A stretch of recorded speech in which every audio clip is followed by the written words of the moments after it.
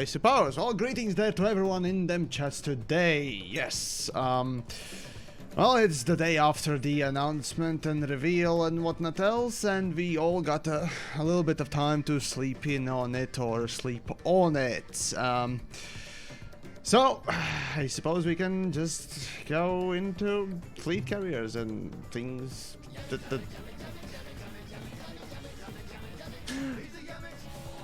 Thank you tremendously, Cass. I really appreciate it. Let's see. Allowing players to set commodity prices will let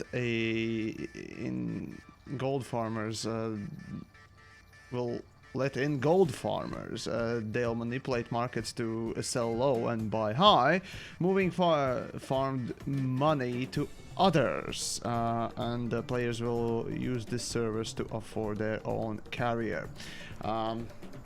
Maybe. Kind of doubt that it's gonna happen too widely, but I see somebody being, you know, decently nice and, you know, set prices for example, mined commodities and so on and so forth on their nearby fleet carrier for cheap. And, you know, anyone who comes by and picks up can deliver it for cash and basically almost all pure profit. So, there is a possibility of that. That is true, and that is a good idea there, potentially. But how will that work out? That's a good question, though, now, isn't it? Or how long will that happen? Because I bet there will be a few folks that will do that. Not guaranteeing that I'll end up doing it, because I just don't like fleet carriers that much. So, oh god, so it's gonna be more of a talky, streamy thing, so I suppose I should just simply put it like this and get on with the news. Yeah, actually, space-based news ain't gonna be happening tomorrow. I got personal things to take care of, so wait for Sunday as me and Pilot will take the stage and, you know, talk our little things among a few other things. And Dark Rises, the landing was too tame. Sorry.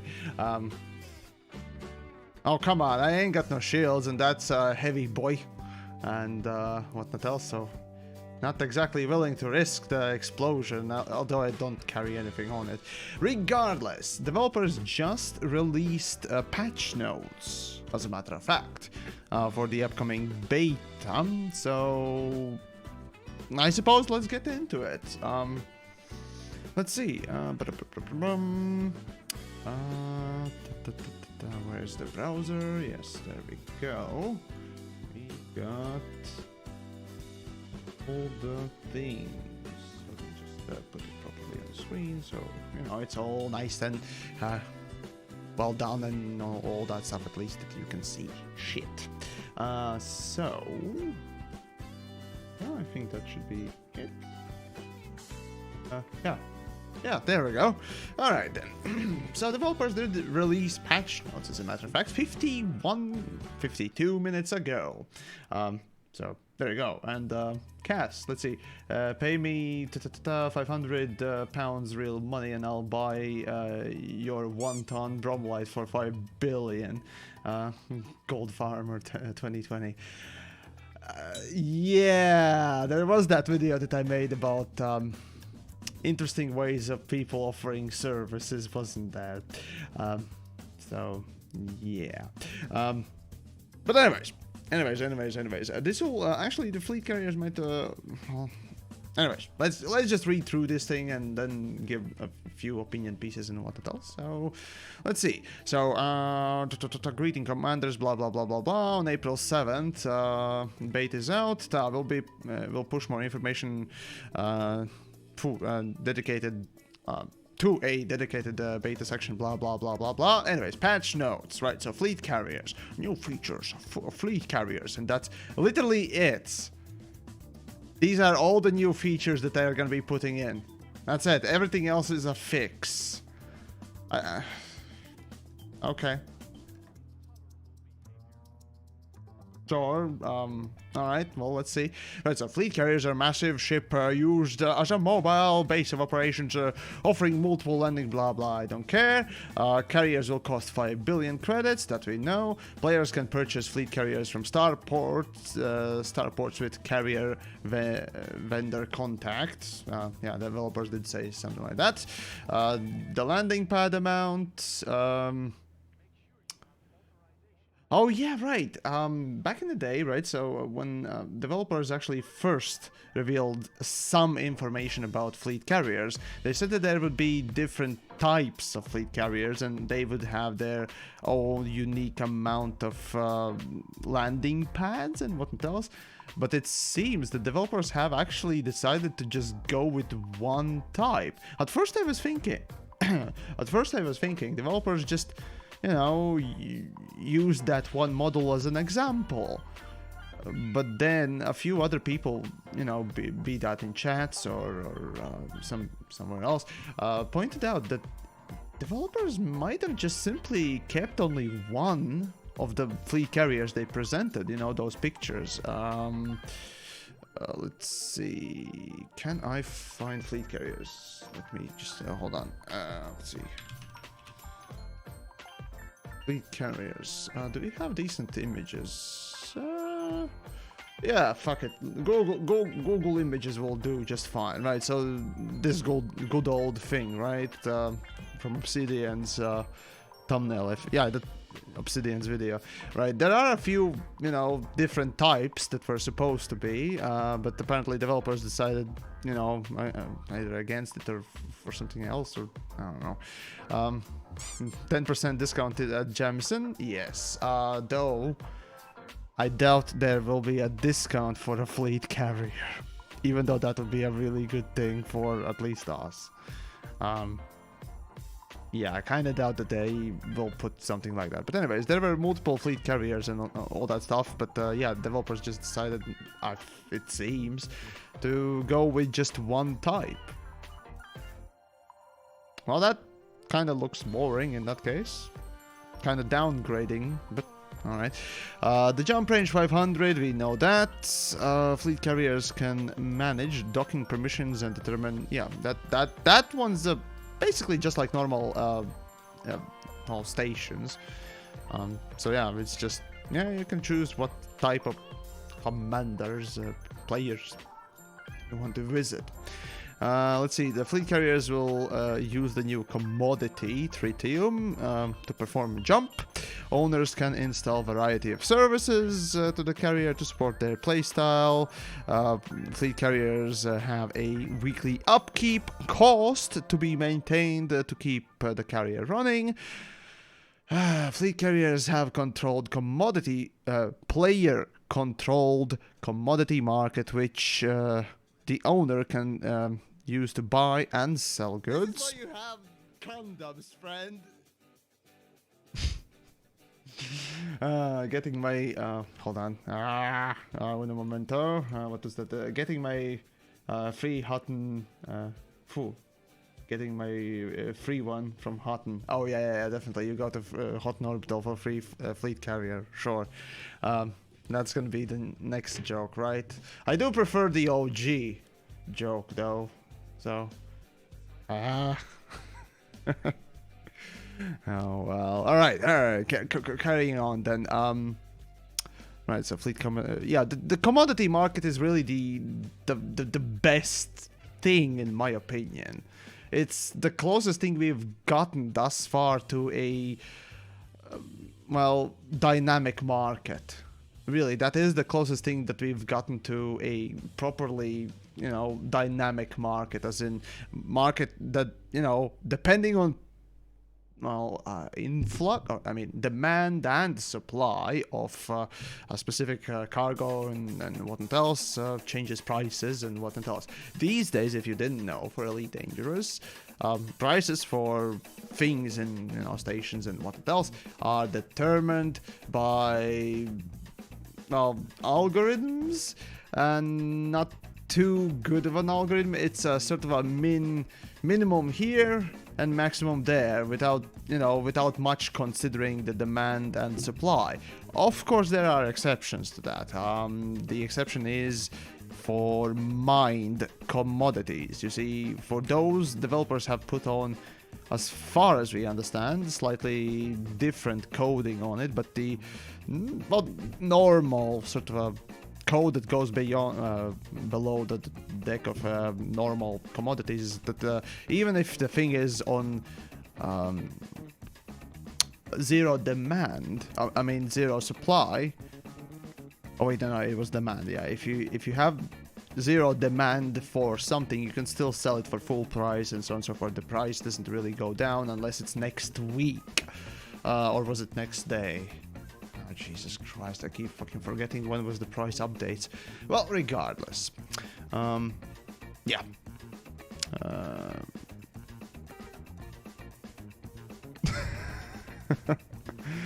Okay.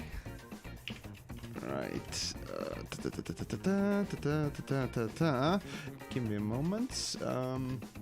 Just reading through a couple of things. Right, anyways, fleet carrier owners will also set tariffs for some of their services, and they offer to pay higher running costs. Right, so here's the thing about the tariffs, right? Such things as buying a ship, such things as buying a commodity is impacted by basically your well, set prices. Well, not exactly your set prices for fuel. So basically, commodities are, as far as we can understand, fully set by you. Everything else, selling ships, selling modules inside your station, as well as selling fuel, repairs, and so on and so forth to others, is gonna be the base price of the of the place that you. No, I don't think the fuel changes and repairs. Yeah, repairs and fuel don't change galaxy-wide. It's the same everywhere, right? So it's essentially just yours, rather. The normal default price at which you bought it, plus your tariff. So you can't go lower than the Galaxy norm, which is... it's okay. You can't... unfortunately, you can't have a fuel rats free fueling sort of a fleet carrier, which would be awesome, wouldn't it? Right? So yeah.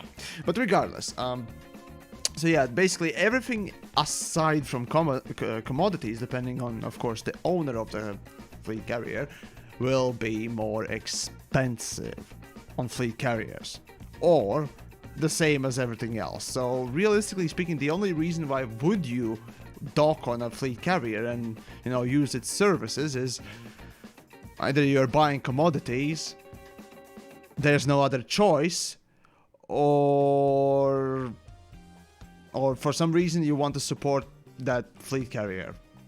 Like, honestly, there's really no other reason to, you know, land on it. So, yeah. And the final part is the fleet carriers can be customized, similar to regular ships, with items bought with arcs.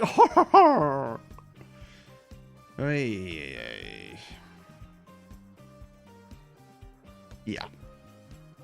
Like, just honestly, fuck that noise. Like, honestly, just fuck this last sentence in the eye socket. And Darker Rises. So who can we customize them? I assume how. Time for my spoiler. Yeah, as much as I'd like to see literally a customizable spoiler cosmetic thing that you can strap on a fucking fleet carrier, unfortunately, this is a this is a paid fucking game, so no. So no. In a free-to-play game, I would buy it. The thing is, in a free-to-play game, I would absolutely buy a really ridiculous thing. Really stupid thing.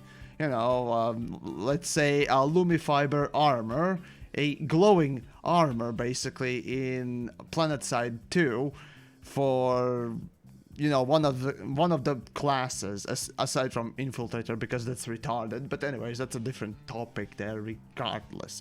So yeah, the thing is, in a free-to-play game, I would be willing to support developers for their incentive to, you know, kind of make light of, you know, the seriousness of the galaxy and just introduce something funny. For Elite Dangerous, I paid money for the game.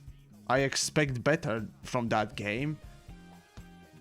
No, I'm not buying any fucking cosmetics. As as stupid as they are. Well, at least not anymore, because I have spent money, so... Yeah, TheYamiks. He learns things as he grows older as well, yes. Anyways, what about the bug fixes? Let's see. Players now receive arcs for killing scavengers. Okay, who cares? Audio, right. The discovery says, who cares? Who cares? Right, so cosmetics. Why the there's Beluga Liner and Cobra 4 can no longer select the livery unless the player has the Horizons DLC. Okay. Okay, and what do we got? The stability, crashes, background simulation, added a Gamescom price tag. Okay, who cares about that? Conflict zones. Oh! Okay, so this is a pretty decent change. Yeah, there was actually an issue with the conflict zones, you see. They did just suddenly end. They were not, you know, endless. And that seems to be addressed. If that's the case, thumbs up. Okay. Fixed issue where objectives missing when dropping into conflict zones. That was also a very common thing for me. So, yeah. Yeah. What if the customization is a TheYamiks logo? Now, in that case, that would imply, first of all, that Frontier has been given my logo licensing. That means there would be money involved with yours truly. Obviously, you know, that's my logo, and if they were to take it, or anyone else's, it would be, you know, stealing. Yeah.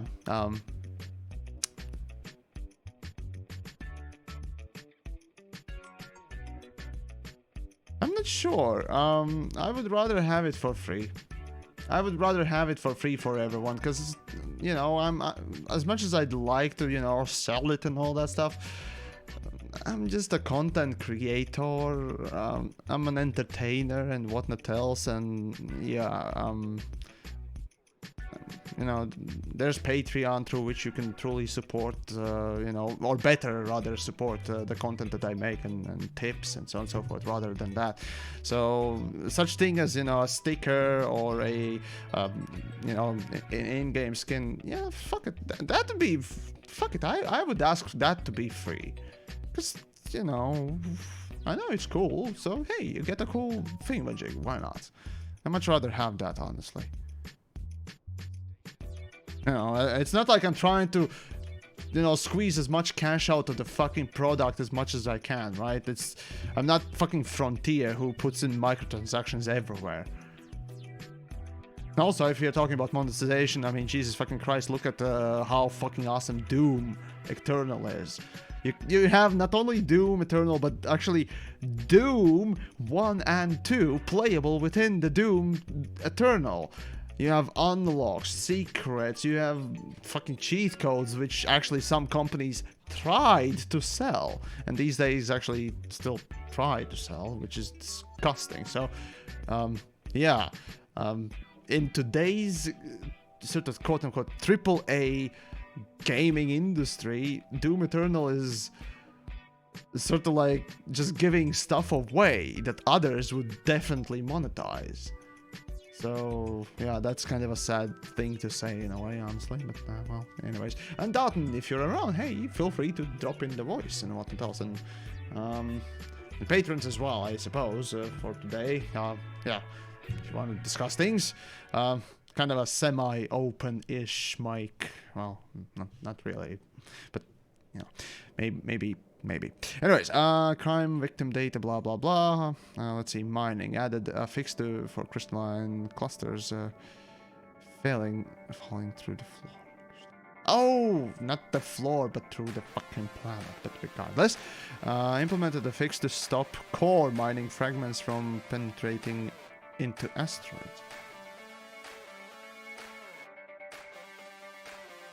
You know what? Okay, here's the thing, right? So normally when you mine an asteroid, right? Essentially, once your laser touches a place, at that point, well, depending on which laser it is active, right? A chunk will break off. and depending on the asteroid's rotation, the chunk may be sort of quote-unquote swallowed by the bigger portion that is rotating in with, you know, the asteroid. I frankly still don't know why that is a thing, and that frankly is one of the primary causes why limpets die, by the way. But yeah, so I mean, chunks, no, sure, yeah, chunks are slightly different and whatnot else, but still, fine. If a fix, right? So total units needed, the mission accepted. Okay, basically there's nothing. There's literally nothing interesting within this portion. So let's turn to the fleet carrier announcement piece, where they actually did some interesting question answering, I suppose. So let's get over all that info. Why not, right? So first things first, what is fleet carrier? Literally no one cares. Core, well, the information, right? So the core information, there we go, 5 billion. Fleet carriers are individually owned, that's what we know. It has landing pads. Owners can manage the docking permissions. Yes, we discussed that. Fleet carriers no longer have determined loadouts, but instead have a variety of services, blah blah blah. Basically, they backpedaled, as I previously said, on the multiple varieties of the fleet carriers. That I don't know. Is it better? Is it worse? Really, we'll never know. But I mean, everyone loves customizability more than just preset loadout, so it's kind of nice. Right. Let's see. Moving your fleet carrier. Well, so yeah, 500 light years, as people said. The fleet carrier. Right. So the important thing here is, it's gonna be using the tritium as a fuel, right? This can be acquired by purchasing it at starports with refinery economies, or by mining ice asteroids. So the fuel you're gonna either mine or just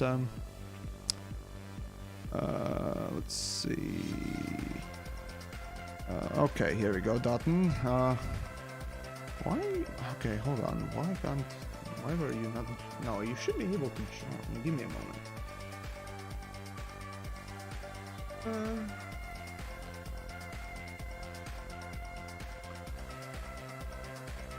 So, I'm here. Yeah, okay, yeah, you were right. You weren't able or allowed to join, which is weird. Okay, well, anyways, there you go. There you go. Hello, everyone. Right. So we got a counterpart person, or probably somebody who basically will bitch just as much as I but with German accent, which is potentially a more pleasant thing than my squeaky voice. Who knows? Yeah, so when I started playing Elite, I knew that fleet carriers were something up on the horizon. I was thinking, yeah, they could be kind of neat, but with what they announced, like, so for me, I think the most interesting part about fleet carriers would have been having them as kind of an exploration support vessel, and essentially the 2 hours it takes to jump 500 light years, if you are in a change of jumps, kind of kills it. I mean, think about it. If you want to use a fleet carrier, it's a fleet carrier, it's in the name. Want to use it to ship like your fleet to Colonia, it would take something like 2 days of constant jumping and a lot of downtime in between to get there. This kind of kills them for this application. But there is the biggest, hairiest but that you can imagine, right? So, yeah, as Dutton, mentioned here, right? So it will take 1 hour to prepare the crew and the vessel for the jump. Once the jump is completed, the fleet carrier will not be able to jump for another hour. So that is the, jump and cooldown. So 2 hours between jumps is literally the requirement for these things. And can you jump 500 light years in 2 hours?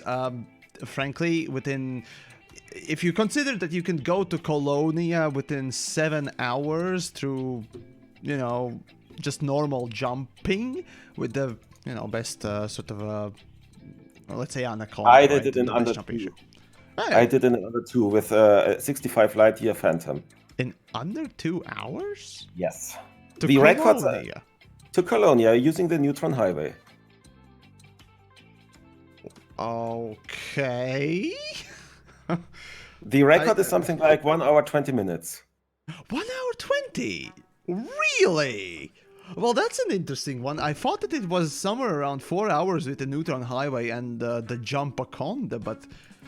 Yeah, the guy who did this, the record, he essentially data mined, well, not from the game, but from EDDN and EDSM, the whole set of stars.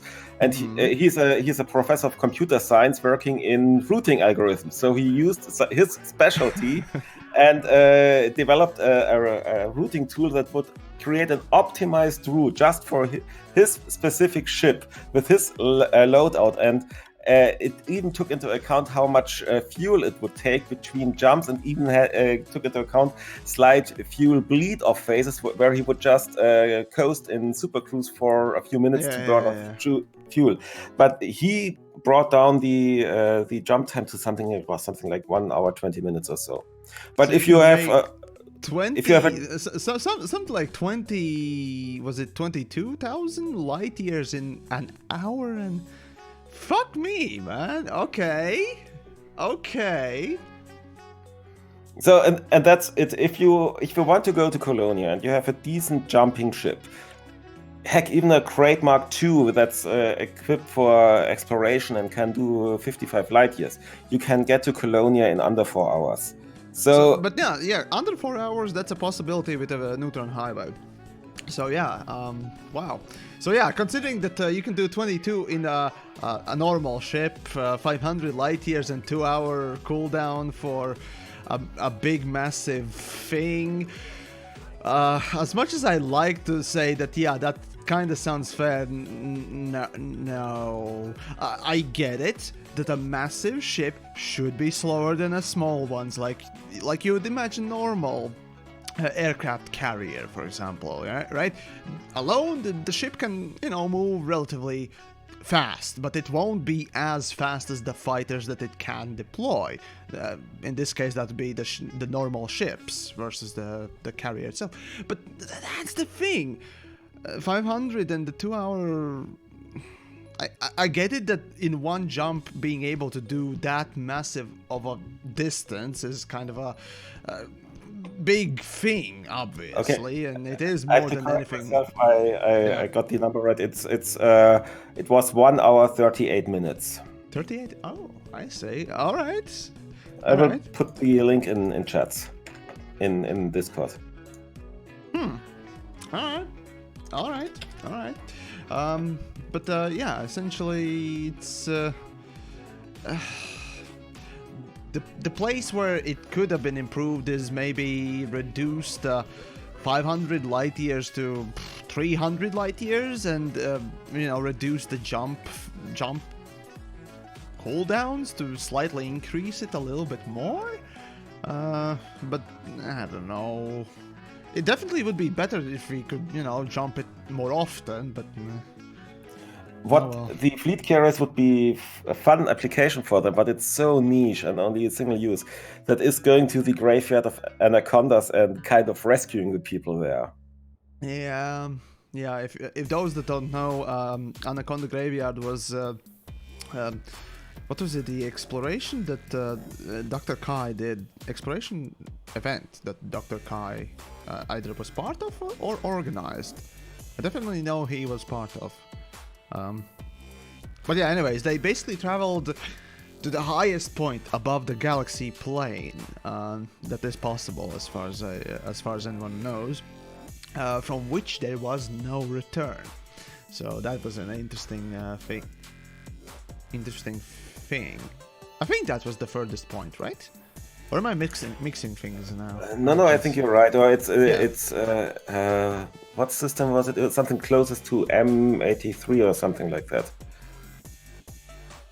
I mean, we could just look up your Ask Explorer video. It's mentioned there. Oh yeah, he did mention it in my Ask Explorer review, so go check it out if you want to know more. It's mentioned there, but anyways, yeah, it's gonna be interesting where you can get or go with those fleet carriers, but it's gonna be actually, right. So let's calculate real quick, right? So let's say you need to go to Beagle Point. Beagle Point is, let me, hold on, let me just get in game here real quick. Was it 63,000 something? I need a precise number there. So let's see. Let's see, Beagle Point. God damn it, come on. Beagle Point, that's the very opposite side of the galaxy. Before engineering was the furthest point from the soul you can get. Right, so this is literally what's the record to getting to Beagle Point? It was done under 24 hours. It was done under 24 hours. I know that much, but fuck. Well, somebody in the chats probably knows. If you know that, let me know. Regardless, it's 65,000 light years, right? So let's calculate that. So 65,000 light years. Now dividing by 500 light years, pure and simple, and times 2 hours. Yeah, it's gonna be a 260 hours straight. Oh wait, no. Yeah, okay, yeah, that's correct. That's gonna be 260 hours just to teleport that damn thing from Sol. Oh wait, no, from Shinra to Dezra to Beagle Point. And 260 hours of not earning money. Actually, that's well, depending on how quickly you do that. Yeah, that's let's see, let's say you have non-stop moving, right? So you have 10 days, so that is more than a week. So okay, fine, you're not gonna lose, 10. Oh wait, no, you're gonna lose 10 million at least. Oh fuck. Well, jumping, but that's not the point, right? It's gonna be more about the fuel costs as well as the time, wasted. Let's say you jump the damn thing twice a day, right? So yeah, 260. Those were 130 jumps. So that's 130 jumps, and if you do like 2 of them a day, let's say, okay, fine. Let's give explorers a bit more benefit of the doubt. You can do 3, maybe 4 jumps. Let's say 3 jumps would be obvious, right? 6 hours of gameplay time, to just kind of log in and make it go. Okay, that means it's gonna take you 43 days to just get it to Beagle Point, and that's the quickest. Well, not exactly quickest, but it's a reasonable time, and the cooldown's a bit much. The cooldown's a bit much, frankly. So, not very happy about that. So well, anyways, let's continue on with the details we got. So beyond the jump, right? So let's see, we got a running fleet carrier, right? So the core cost, let's see, these crew members are required to run the basically, yeah, you're gonna be buying also the crew. Who the fuck knows how much that will cost, and blah blah blah. So fun times, even more investment. And then there's the optional costs, which is optional services like, again, repairs, the repair, outfitting, shipyards, what else was there, commodity market, I think, as well, and the black market, and yeah, fun times. Cooldown lower the offline costs. offline costs scrapped. Yeah, we'll get to that. Let's see. So, and then there's the maintenance cost, which, oh god, that's gonna be a topic, folks. It's gonna be a doozy. So we'll, so yeah, there's plenty I can say about that. So I'll skip it for now. So, you know, leaving the fun thing for a little bit later. Anyways, to your old question, support vessels are delete and the carrier is customized for the role. Never mind. Trying to read the chats, folks. You know, from time to time as well. How many fleet carriers can be in one system? That's again, considering that you can basically spawn infinite amount of well, super cruise points, right? You can target however many points you want on the super cruise. I mean, realistically speaking, in the super cruise you have just so much space to put it, and every time you jump out of the super cruise, that's a separate quote-unquote room, or in this game it's called an instance. So you can create however many instances you want, and you know, you can spawn whatever you want in them. Usually they try to keep the so-called persistence between some instances, like when you jump out on a starport. Every time it's in the same place, well, sort of, it rotates around stuff, but still. These are just copy instances, and yeah, you can spawn whatever you want in them. So that means you can have 2 fleet carriers in exact coordinates, but depending which one you select to jump on, yeah, it's gonna be just that thing, basically, that you see rather than the other one. So, but imagine the possible UI bugs. If you have, say, like 100,000 people jumping their fleet carriers into the same system, all the contacts in the UI panel. Yeah, speaking of the UI panel, that's the issue. That's a good question. That's the only concern, really. You know, you all of a sudden start seeing basically megaship after megaship after megaship that basically drowns out everything within the context menu. I don't know, really. It'll be amusing to see for sure, but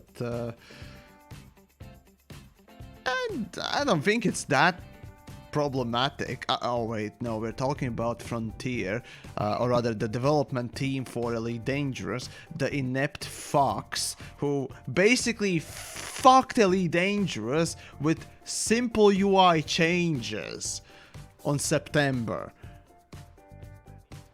I honestly, knowing that, if that wouldn't have happened before, I would have literally put it past them, right? But you can't. There's a chance something will go wrong, or somehow it will be broken. There is a chance, which I don't want to say, but I, for one, have set it to my mind that during the upcoming beta, I will try to break the shit out of this new game mechanic. Everyone will, probably. So yeah. Oh, speaking of beta, actually, there's an interesting side note that the developers still haven't answered, actually.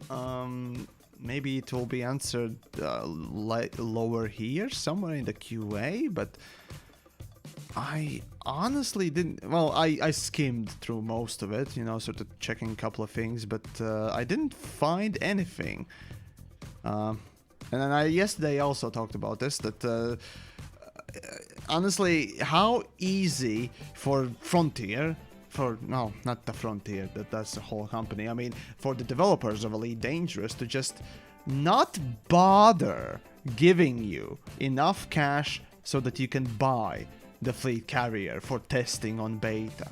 How easy for them would it be to not give you that and just either forget it conveniently, quote unquote, or just saying, nope, you need to grind in beta as well. Okay, so here's the thing. That'd be horrible, by the way. What happens in beta stays in beta, and I would have enough assets that I could actually pour them into a fleet carrier in the beta? Well, obviously there are folks that already have more than 10 million or 10 billion credits and what else. They'll have that in beta for sure without even worrying about developers giving them extra cash. But the way developers, I mean the mouthpieces on the Frontier stream said it was that if you don't have enough cash in beta to or rather for those that won't have enough cash to buy fleet carriers, they will be still able to test it by visiting them. And that sentence was like, oh no, oh no, please don't tell me you actually won't give people this enough cash to test your own shit that you want us to test. Like this sounds like artificial limiting, so that not too many people are jumping them into the same system at the same time in this beta. But that's the stress test. That's the point of the beta, yeah. Isn't it? Hold on, now I'm gonna try and find that particular segment. Hold on, give me a moment. But yeah, carry on. There we go, that's the stream. I mean, I normally try to give people the benefit of the doubt, but what I've seen, that's... How easy for them it would be to just not give a fuck and say, well, fuck you, you need to grind in beta. Hold on, let me find that piece that made me concerned quite tremendously. Holy shit. So this is their stream, right? So there we go. Right. No, where do they talk about the beta? Let me just turn off the music. Here, I'll turn up the volume so everyone can hear. Let's see, they're still talking about that stuff. That's the thing. Okay, here we go. Big thing, the big important thing with that as well is, like we've said earlier, we're showing you just parts of what's available here in the fleet to make the jump we've got as it stands at the moment, an hour build up and then an hour cool. You said the time to get people to land. We wanted to describe that of like sort of thing. Yeah, notifications of when it's going to depart, where it's going to, that sort of stuff. It's all in there. It's really cool. So obviously this has been the content review for the fleet carriers, but as we've said about this a couple of times, these things are so massive. There's been so much work It was at the end. Hold on, let me see if I can find that towards them and to put into touched on. They can be, test them all out. But before we kind of go into that detail, I would like to thank both of you guys who have and to What he does with these. As I said just there, that we are going to be having 2 betas this year. Obviously, last year we announced that we were going to try and have betas for all of our updates coming out, and this time for Fleet Carriers we're going to have 2. The first one will begin in April, and it will be for PC only. Hold on, Mark says put it at 32 minutes and 45 seconds. I'll see what that's about. Mark, remind me after a little while, but I need to find this beta portion because I'm very kind of off about the way they sort of mentioned it. So give me a moment. And then some time after that, we're then going to be bringing out a second beta that will be for PC, PS4 and Xbox players. So we really need you guys to jump in. If you can't afford a fleet carrier, don't worry about it. We also need people to come in, test the game, and also test to be as guests on fleet carriers. It's just as important. We can't wait to see what you do, and this will help us massively. So, my fucking gods, they admit it. Let that run again. Hold on, I'm just gonna turn off the game's volume a little bit. Here we go. Oh my gods, are you fucking kidding me? Hold on. Listen. And it will be for PC only, and then some time after for and Xbox players. So we really need you guys to jump in. If you can't afford a fleet carrier, don't worry about it. We also need people to come in, test the game, and also test to be as guests on fleet carriers. It's just as important. We can't wait to see what you do, and this will help us massively. So again, he's not saying it directly, but there's an implication that if you don't already have enough cash to buy it, you can be a guest on, and you can still test it with us. Don't, please, don't tell me this is actually them literally not admitting this, or hinting at it. How are you going to test the markets mechanic or the jumping mechanic? Well, it's gonna be up to those people who already have 5 billion at least on their accounts on the live servers right now. But these are the minority. I mean, exactly. How do you expect assuming that no one in your game actually tested or had enough cash, you're telling me that there would be no one who had the fleet carriers? No. Again, this is literally just either them not explaining explicitly that yes, in beta we'll provide everyone with 5 billion so that everyone can test it and everyone can try it. That's how you do admit that, yes, we'll give you money for it, just so you can test it. You know, you basically giving a coder a PC to code, rather than telling, we'll put in some forms in the PR and, HR and whatnot else, and maybe in a month's time, if you work with us, you may get a desk. And a PC, bring your own. Please don't tell me this is just their inability to communicate. Yeah, or we don't run a code repository if you want to stretch this coding.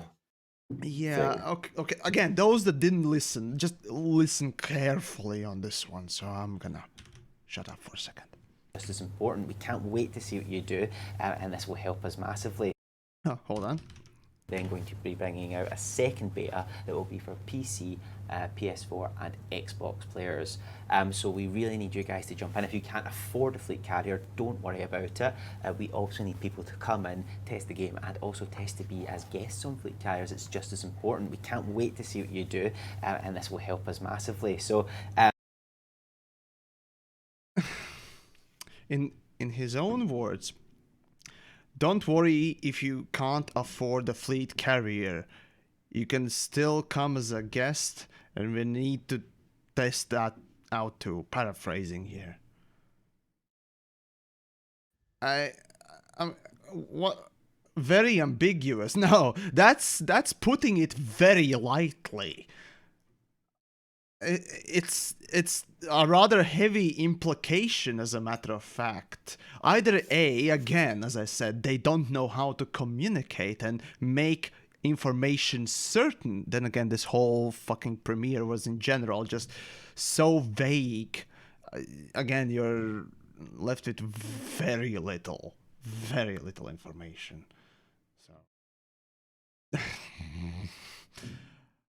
So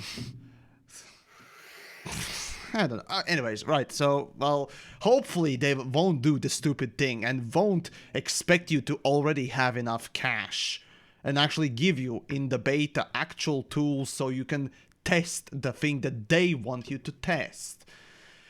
But anyways, right, so, 32, something like that. Let's see. What is the thing that 3245. Right. You can customize your stuff. Either you can sell stuff to newer players and hang around sort of the newer areas of the galaxy, or you can go long distance and take the really expensive stuff. Brilliant, and we're going to show with both the outfitting and the shipyard. We're going to show later how you can access that. Yes. From the Fleet Carrier. But you can see here we purchased the top tier one, so we can have a wee look at that as well. And the next thing that we can do, this is just like most ships, we also have a livery, I believe. We do. Yeah. Look at that. Making your carrier your own. Yep. I mean, these things are so customizable on the inside. It makes sense to customize the outside as well, right? Mm-hmm. Sorry, that was bad. That was apparently as I took a wee sip of water there. No, Absolutely. of course. And like we said, Customizable inside, and now to customize it outside. Maybe that was meant as a ship interior or space legs sort of a thing, but honestly at this point, I don't know. Neither do I particularly care, but if it's anything like No Man's Skies, Fleet Carrier Insides,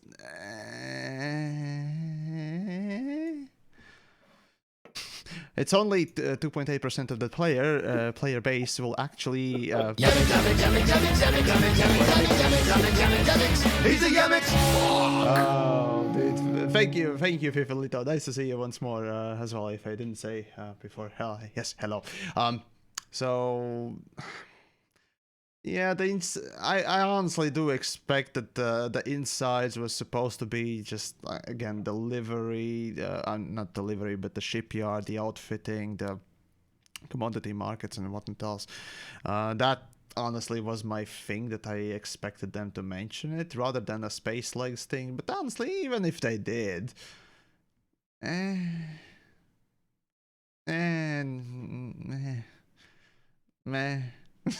I don't know. I'm greatly apathetic about it, so I don't particularly, care much. But fuck it.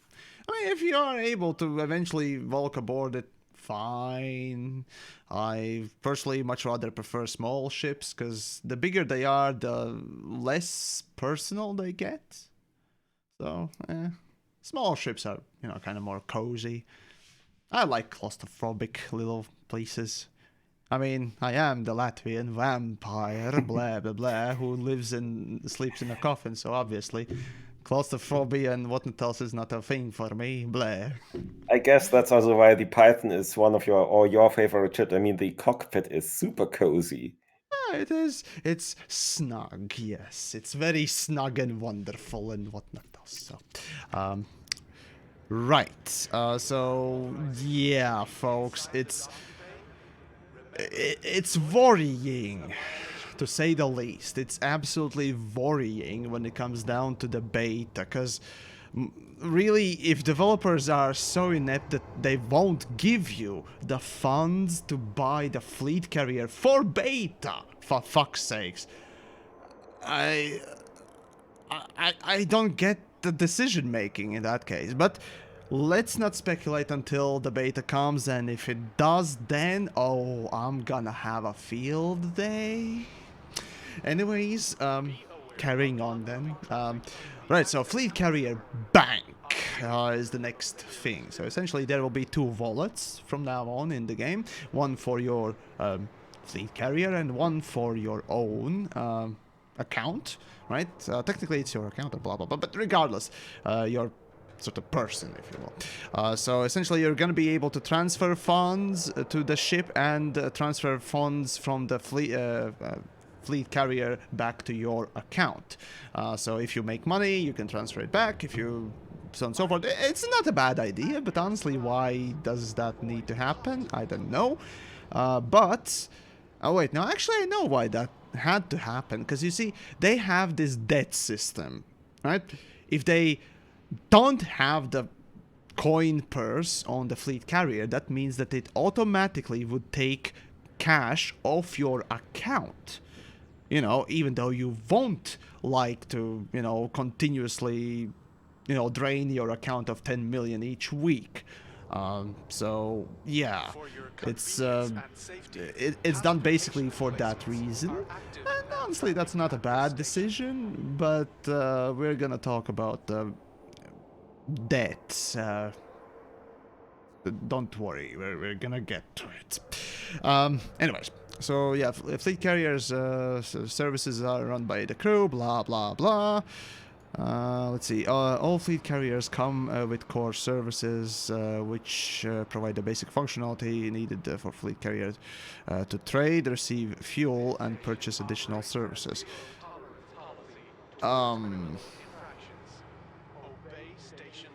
That's kind of weird, because I didn't expect the basic functions to be quote-unquote trade. Huh. I'm not sure what they mean by that. Is that actually... no, you need to buy the commodity market as well as the black market if you want to do that stuff. I assume the trading part is receiving fuel, but receiving fuel is separate from trade. So what the fuck is this... again, what the fuck is this wording? Like... don't you word good? No understand the Englishy at all? Or you Britishy no Getty? I don't know, maybe I'm just being a fucking cunt right now, but it's again, the same thing happened on that stream, right? The way they word it, the way they vaguely talk about these things and imply things, make you start worrying about things. And the key phrase here is communication. That honestly Frontier is known to be shit at. So there is that. But regardless, hopefully we'll see what's what. Anyways, Meadow, right? So you're definitely a cunt, but that's why we love you. Ah, well, who doesn't love a cunt? I mean, not the person type of a thing, but okay. Well, regardless, I appreciate it. Anyways. Right. Let's see. Let's see. So additional services can be bought by the fleet carrier owner to tailor blah blah blah. Basically, yeah. That's just it. As I said, I predicted this, folks. You will buy the motherfucking upgrades. I fucking predicted this. Simple. I predicted this. Pure and simple. What else there is to be said? The great and powerful one knows everything. Or rather, can smell the bullshit and whatnot else a mile away. So always trust in me. Yes. Haha. But no, yeah, I back in the day I said that, yeah, the upgrades will cost, and I was right that they... the funny thing is, we still don't know the prices of these upgrades, obviously. Actually... No, we kinda do. And the next... Hold on. There were a few screens. Where were those screens? So, commodity storage, right? So this is the commodity storage, which is honestly a decent, nice thing. So finally, you can actually store stuff. You know, cargo, and that's way more than modules or ships. So. Oh wait, no, ships technically are infinite, but regardless. Let's see, there was a screen about buying a service. Where was it? Give me a moment. I'm gonna find it. Okay, so it was somewhere here. No. No. Where's that stupid image? Here we go, that's the crew. And let's see, what is that? Hold on. Let's see. Jesus Christ. Redemption office. Okay, wow, okay. Redemption office is let's see, 2,500 2 million, 2.5 million per week. Additional. Okay, that's one thing for upkeep. Remember, that's just an upkeep. Question is about the purchase of it. No. Where was that stupid image? Damn it. There we go.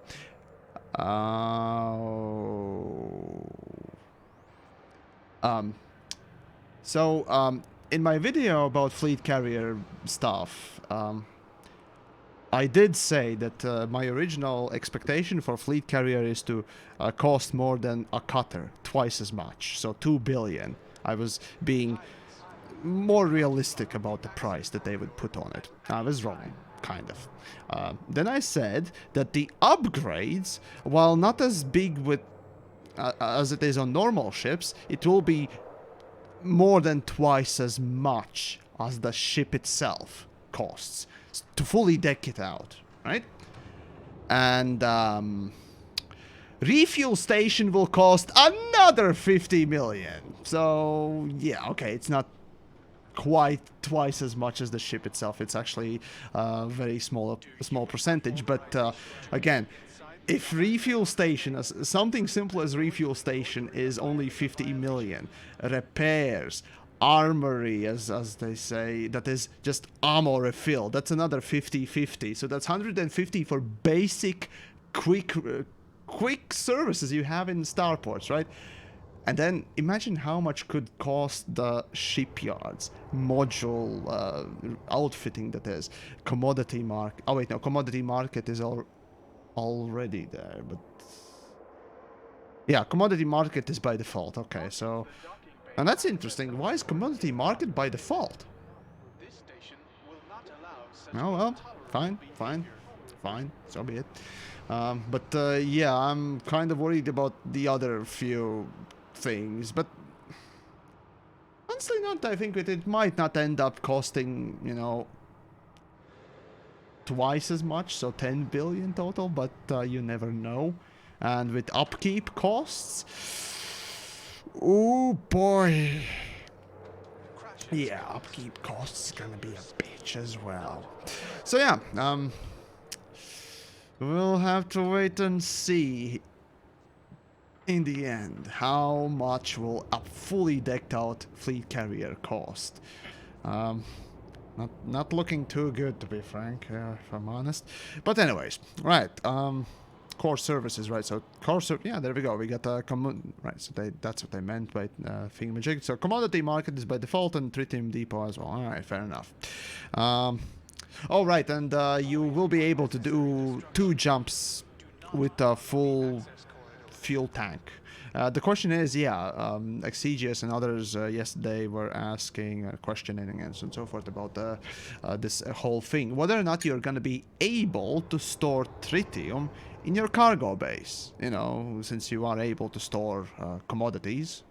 I mean, tritium is a commodity, so are you able to store all that? If you are, then, well, yeah, okay, fine. You can have 25,000, you know, units, so you can make, let's see, divided by blah, blah, blah, about 500 jumps at maximum, obviously. So if you can do 500 jumps at maximum, all right, honestly, all right. But yeah, still, 2 jump fuel tank, it kind of feels like Anaconda with just a stripped out fuel tank, basically. Regarding cost, I've read a little bit ahead in the release notes or in the announcement, and there's an FAQ, and the Q is: can squadrons pool money to purchase a fleet carrier? Yes, I know that one. No, it's not possible. Yeah, let's see. Can you buy multiple? No. Where was the squadron one? God damn it. Let's see. Gameplay. No. I read exactly the same question. It's toward the end. There we go. Right. So can squadrons pool money to purchase? Basically, can multiple people, you know, get together and buy one fleet carrier? And their answer is that no, you can't donate money to others. So obviously, it's not possible. I mean, it kind of makes sense. If you can decommission it, then to whom the money goes? Or is it proportionally divided, in which case, what if there are like a bazillion Johnnies, or rather 5 billion Johnnies putting together one credit? I kind of get where they are coming from, but honestly, I would have preferred the squadrons to have fleet carriers. At least that would give squadrons another use, because squadrons are woefully horrific. Like, woefully horrific, and that could have been probably the most proper and best addition for social aspect. Only dangerous. Yeah, for squadrons, the whole thing would make sense, also with the upkeep. Upkeep still is a load of fucking bullshit, but we'll get to that. Right, what else do we have? Let's see. Core services, yes, we got that. Additional services, so we got starport will be equipped with carrier administrator. Well, who cares about that? Hire new services, right? So they'll be able to manage the crew. Blah blah blah. You can suspend or the stupidest thing here is that even if you suspend the service, it will still cost you upkeep. Like, what? So basically, yeah, you literally are not using like bolts and nuts on the repair station, and yet you still need to pay for it. It's just it's just okay. You know what? At this point, it doesn't really add anything. So fuck it. Let's move on. It's basically just to make sure that you still, you know, have that mental stick in your head that, oh, you have this service enabled, or you still have that service. You remember that your upkeep is still greater than before, so make sure to relog every week. Come play. And that's a great clip for the Twitch. Yeah. Anyways. Yeah, from a side that sentence wasn't the greatest, but anyways, let's move on. Right, so each additional service has an installation and weekly cost, blah blah blah. Fleet carrier owners can sell any installed services at reduced cost. Oh, fuck you. Fuck you. Okay. So, hey, you bought a ship dock, I mean the shipyard, right? Well, you want to sell it, unlike with normal ships where when you sell modules of the ship, you lose no money.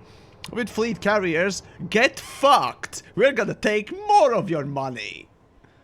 So basically everything has a... So basically you're losing 15% when you're selling anything on fleet carrier. Fuck me, man.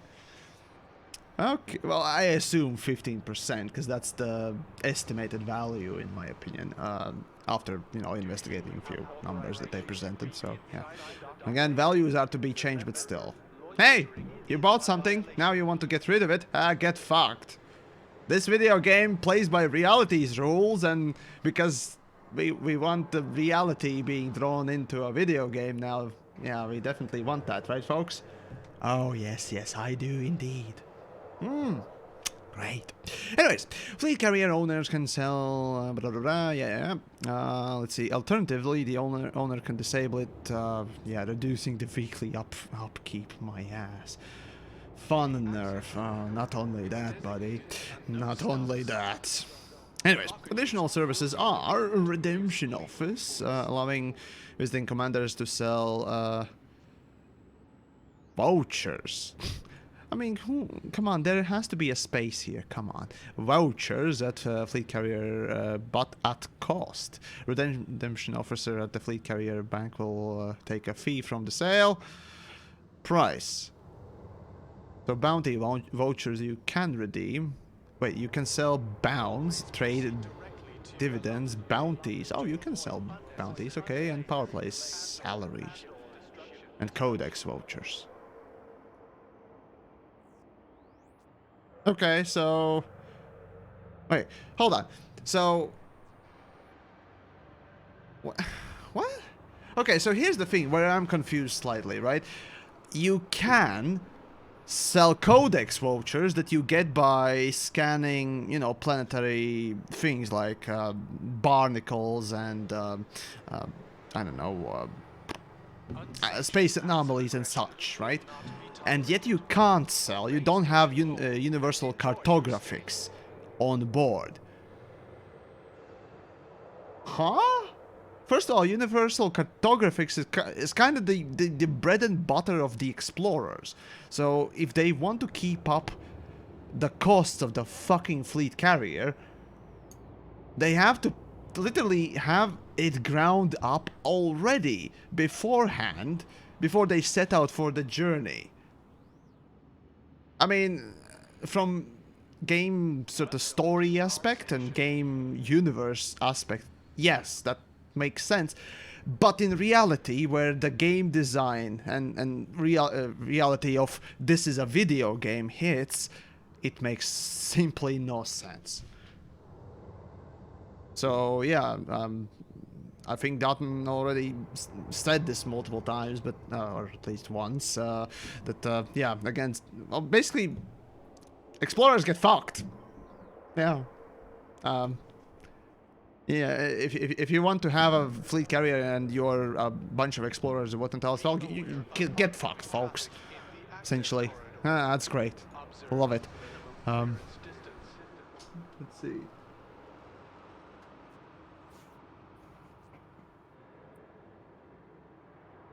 Frontier Developments has removed the word developments from their name. Honestly,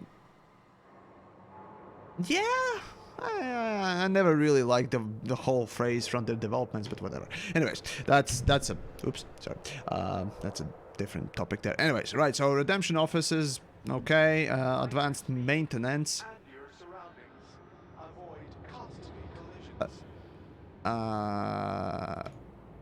Repair crews, refuel station, armory.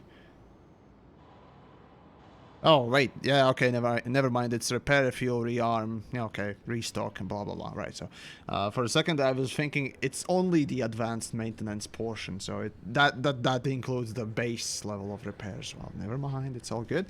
All right. So we got repair crews. The fuck does that mean? I have no idea, but okay.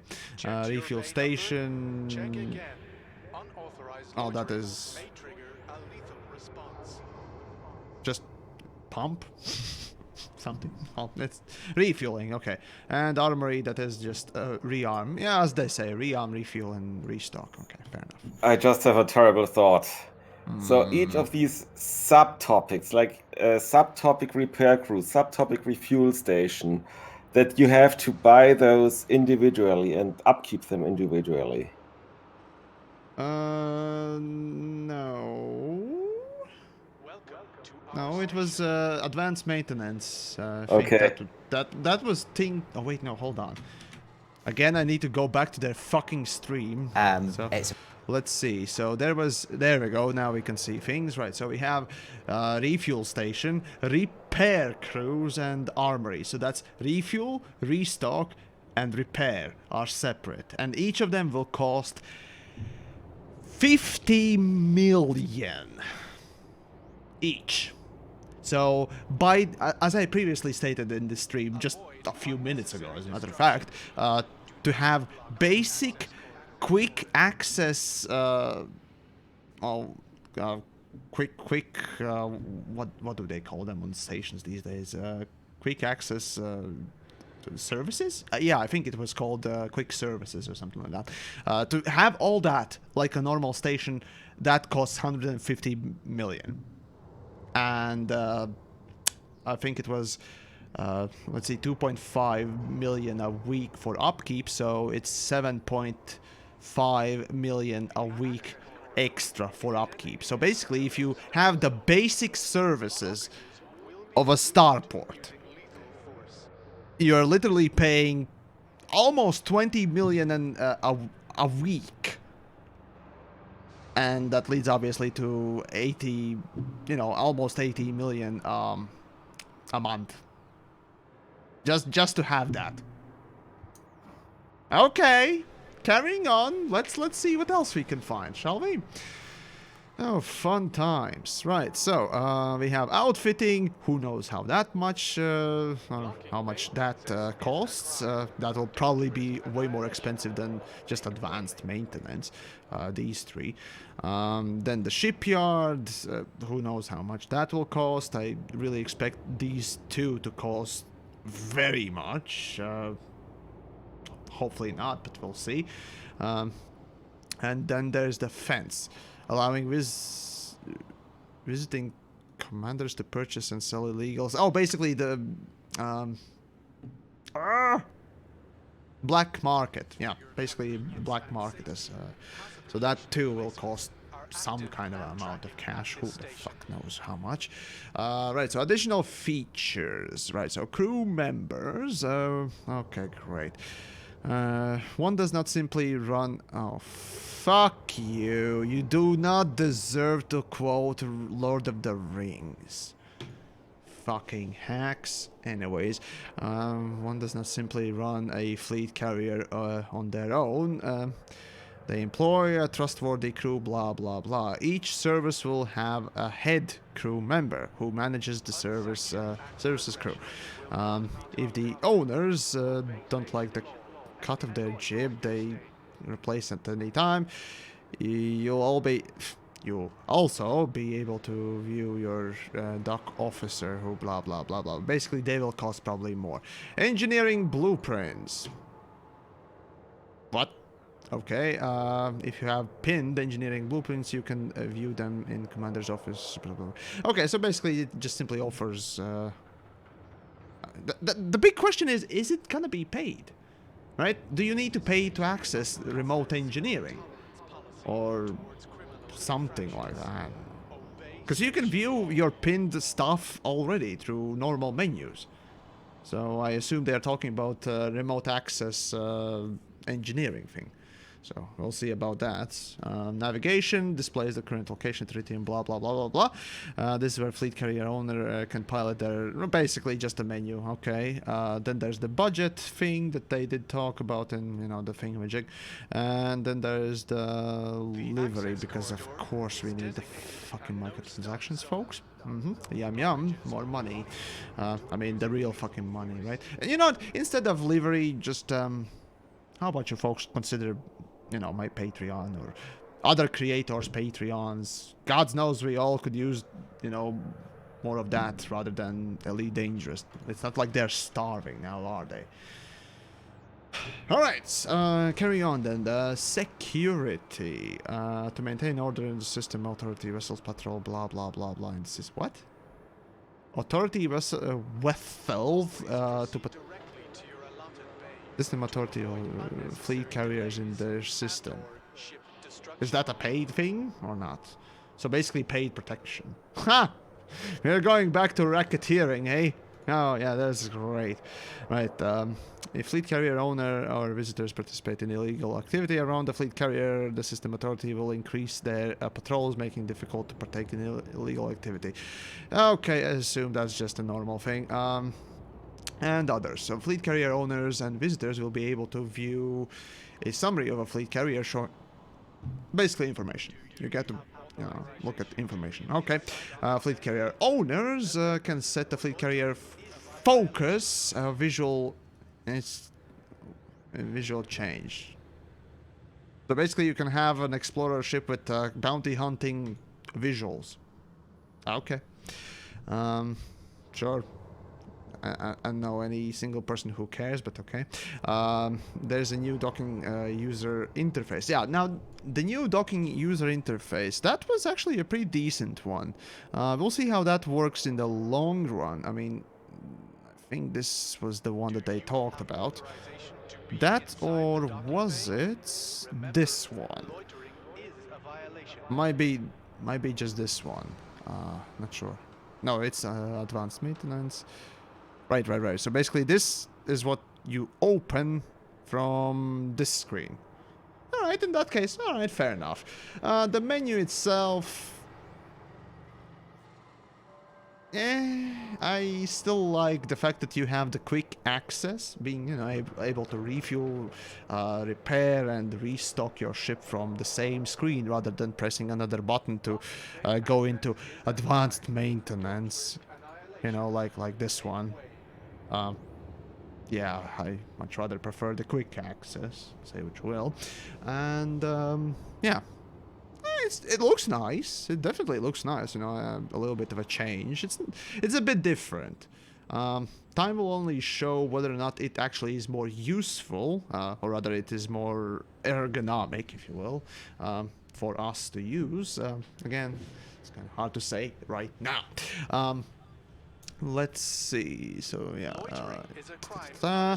when a fleet carrier owner is docked on their fleet carrier, they can transfer cargo directly to the fleet carrier. Okay, yeah, that's what they expected.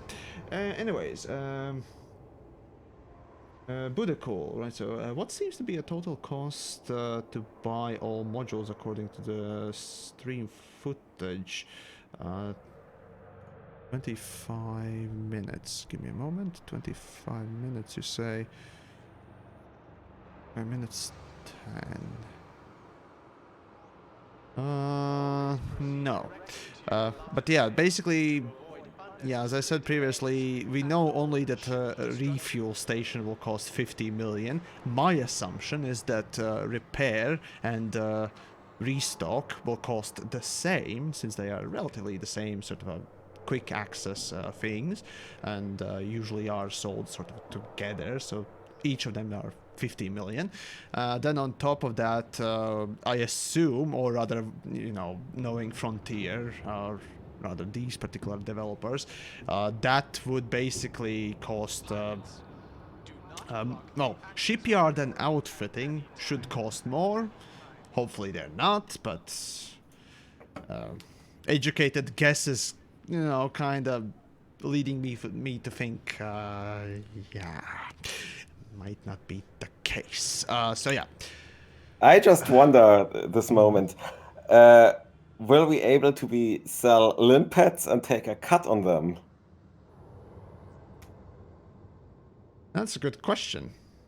Will you be able to buy limpets? Yeah, will you be able to actually sell them? Well, wait and see, basically. Echo Wake, right, so now only if they showed where hard points were located on the ships versus looking at them from a camera view, guessing where hardpoint 1 versus hardpoint 2 location. What? If you mean on the carriers, that's a good question. Whether or not it actually will have any defensive turrets and stuff. Who knows? Right. Oh, here's an interesting question. Can you shoot your own fleet carrier and not incur bounty? It's a random thought here, right? But, Also, what if you commit a crime, like, you know, kill another commander near your fleet carrier? I mean, yeah, you're in the same system, so technically you should get a bounty, but if the cops come and attack you, shouldn't the fleet carrier defend you? That would be pretty funny, now wouldn't it? You know, your fleet carrier versus the space police. That would be pretty cool. Say what you will. So if the fleet carrier shoots down the police, would that add to your bounty? That's a good... Yeah, that... You see, these are the questions that we need to know answers to, honestly. Oh, I mean, man. one of the guys I'm playing in my squadron, he managed through pure stupidity to rack up like something like 300 million in bounties, and this was slightly so the bounties plus the value of his ship was slightly above his free-buy value. Fun times. Fun times. Oh my. Right. Oh, right. Anyways, moving then to decommissioning a fleet carrier. So a fleet carriers have high upkeep. Some commanders may find themselves waiting to replenish the relinquish responsibilities of maintaining the vessel and paying crew.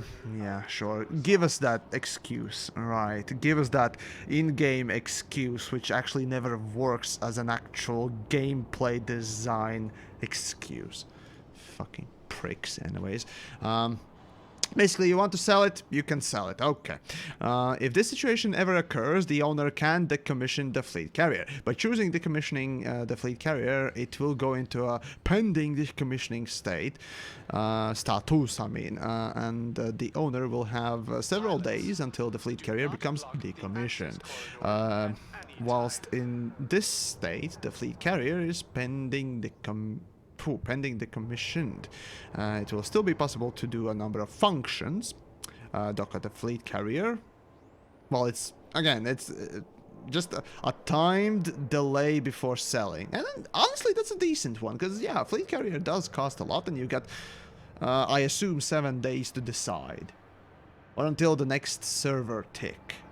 To decide, you know, whether or not you actually want to sell the fleet carrier. Okay, fair enough.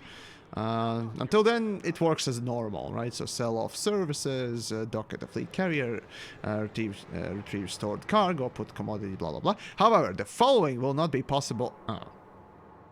Purchase new services, hire a crew. You can continue to accrue debt for a number of weeks, but once it exceeds the set limit, you'll be given a week to resolve your... This station operates a zero-tolerance policy towards criminal infractions. Obey station.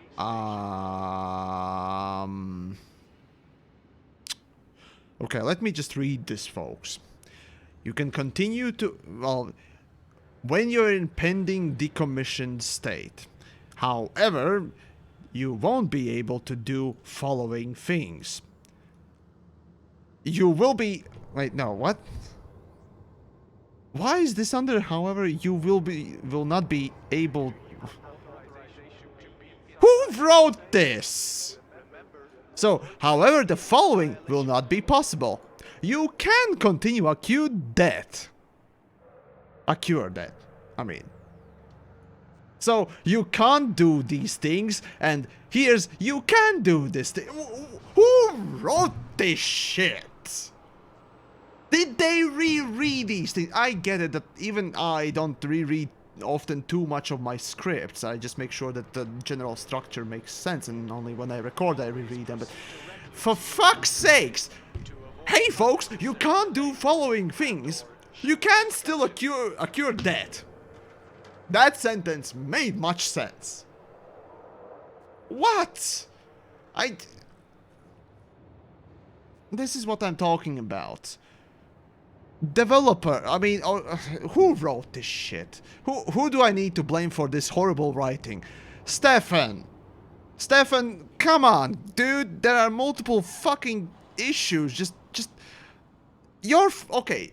Give me a moment. Let me just try and write a comment here.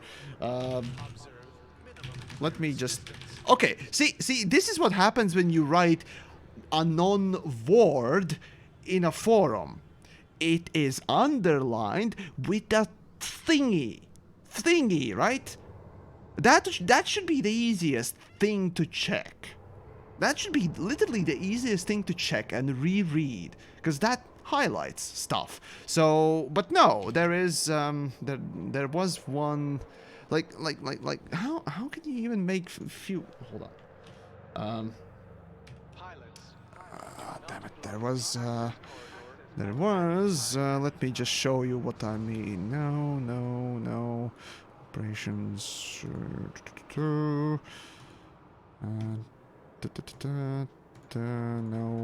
where was that?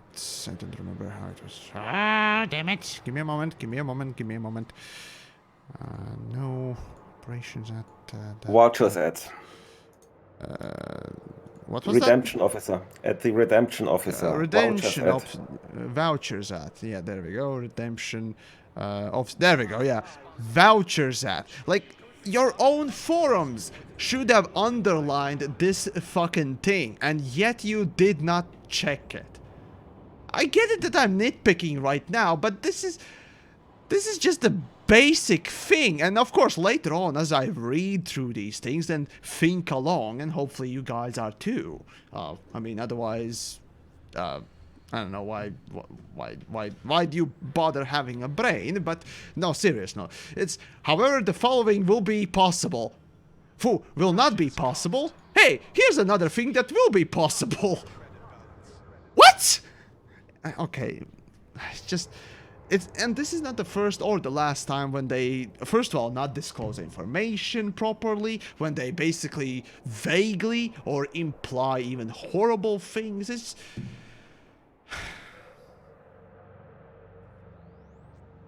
I don't know. The reason why I'm complaining about this and critiquing this is that somebody is paid to do this shit. right? You can't, again, when I do collabs with other creators, right, we try to write our scripts together and so on and so forth, and obviously there are issues, there are commas here and there, or, well, generally thinking, when, just all sorts of things. I mean, Dalton already knows how I tend to do, you know, script writing and so on and so forth as well. So, yeah, the thing is, it's just... why... But you're paid to do this shit. Don't you know how to write and how to copy check things? Or don't you have copy editors? Or something. I'm fucking baffled here. Somebody who's being paid can't just anyway, whatever. Right, carrying on then. Now, right. Returning to the debts, right? So you can continue accrue debt for a number of weeks, but once it exceeds a set limit, and I suppose they meant, you know, that you won't be able to keep your ship. But this is under pending decommissioned state. So if your ship is in pending decommissioned state, it will end after a set timer already. You're accruing more debt in the meantime. Like, where is the structure? Fuck me. Anyways, right. TheYamiks being nitpicky cunt. Okay, carrying on that race. You can continue to get more debts for the number of weeks, but once that number is too large, okay, you will be given 1 week to resolve your finances or lose the carrier permanently. Proofreading, that's another, yeah, there you go, proofreading, thank you. So, what does the lose permanently mean? Does that mean that all the money is gone? Or is it like just decommissioning your ship? I assume it should be like decommissioning, right? I mean, otherwise, losing 5 billion is a horrible thing, and instead, you know, your fleet carrier is sold off, your debt's paid, and you receive back basically that money that, you know, you had invested in it, minus the debt.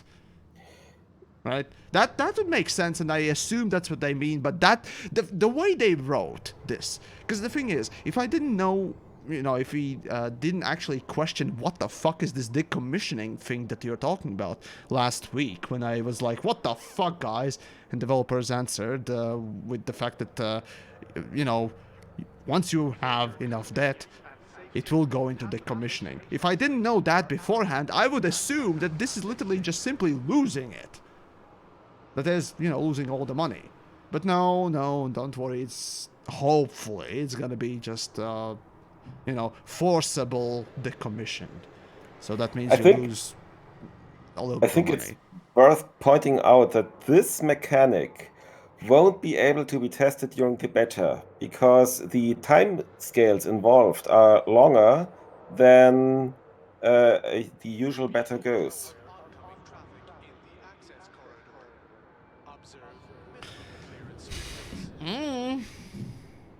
Wait and see again. It's just annoying sometimes. Anyways, right, decommissioned. Oh, hello, we got Rubles. Yes, Rubles. Nice to see you, dude. So, well, I was greetings, just 1 ranting. second. Let me mute the stream. So yeah, thank you for having me. Sorry for that I took so long, but there was some real life Don't worry, issues. it's all good. It's all good. So yeah, I'm just going over the patch notes and complaining because you know that's Yeah, what I do. that's what I Quality usually do content, as well. folks. I mean, hey, folks are enjoying it, I assume. So hey, everyone's having fun. I hope so, yeah. So, sorry I was not able to catch all of the stream, so I want to point out one thing. Have you discussed the way the outfitting and shipyard work? I kind of glossed over. I more glossed over with a concern about its price. But So, other than yeah, that, really not too much. 1 second for additional salt, if you would have me for Oh a yes, second. please do. If you have the stream open or if you can show it on a stream, try to navigate to the time where they show you the interface for buying ships and buying modules, you'll see a very interesting thing. They have specifically stated that you will not be able to buy specific modules or types of modules. You will buy basically Sets. packages of modules, or sets of Yeah. modules Yeah, that yeah. include they are thematically appropriate, I guess, although Quite a there is lot. a very interesting situation on screen exactly where you have a life support in defensive countermeasures, Yeah, basically, what or you enhancements. literally have to buy a wholesale package. It's like, hey, I want degraded hull reinforcements only. Nope, Yeah, you because need to buy all the hull reinforcements and then some other shit on top of it. Otherwise, why sell it to you, right? Because you're a big with spender, so ships it's fuck even you. worse though. Yeah, with ships it's even worse because, for example, the example they provided is basic. I think that was advanced trading, which includes Type 6, Type 7, and Type 9, and you can only have 3 Type 9 stocked at the same time. So Yeah, there first was of a all, maximum limit of ships that you can store. God damn it, yeah, where I was it? mean, it's irregardless that that whole package alone takes 10,000 capacity, so basically half of your total capacity. But you also get a 12 ships total, of which only 3 would see any real use, because who in the right mind would buy Type 6 or Type 7? Type 7 specifically, because it's useless. I Where mean, was Type 6 that? can be kind of useful. Yeah, I'm just trying to find it. I Damn think it, it what was was the before. times? It was just before first they shown There the we go, ships right. and then Right, modules. Just Yeah, so UI looks... here There it we go. is. Basically, they also mentioned that, for example, if you want something like a racing ship, I think, or something along those lines, for example, you want a Mamba, you'll have to buy a whole package that contains Mamba. Like, why? Sorry, why? Why can I only have 3 Type 9s stocked if I don't even want all those like 9 other ships in here? I don't care for Type 7s. For example, again, I'm obviously biased towards AX and stuff, but I would only be really willing to sell like alliance ships, crates, Oh, you and biased man. The Lazy's the yeah. best. But even then, though, advanced cargo ships apparently don't include cutters, anacondas, pythons, Oh, but and those are massive multi-role ships, buddy. yeah, yeah. Anyway, the thing is, like in a tragic, I guess, sort of irony, I specifically predicted this sort of thing 7 months ago. There's a post on Really? forums. There was a Okay. post on forums 7 months ago. It's titled something about carrier wishlist analysis and speculation. It was a cross post with Reddit and stuff, and that's exactly where I predicted that same thing. So no matter how you will try to like make those kind of sets, bundles and stuff, there will always be people who will not be satisfied and will not be useful for them, like, because you cannot predict, you don't play your own game, for fuck's sake, and you don't actually understand how people trade, because Fleet again, yeah, carriers and the whole reveal and announcement just smells, or rather reeks, of them, or of just the disconnect they have between them and the community, as well as their own game. The fact that alone that in their fucking tweets and even in the stream itself, they basically say, yeah, we know that you want to take a break, a vacation from your second job, which is Elite Dangerous. What? yeah, Like, I mean, you what? You condescending pieces of shit!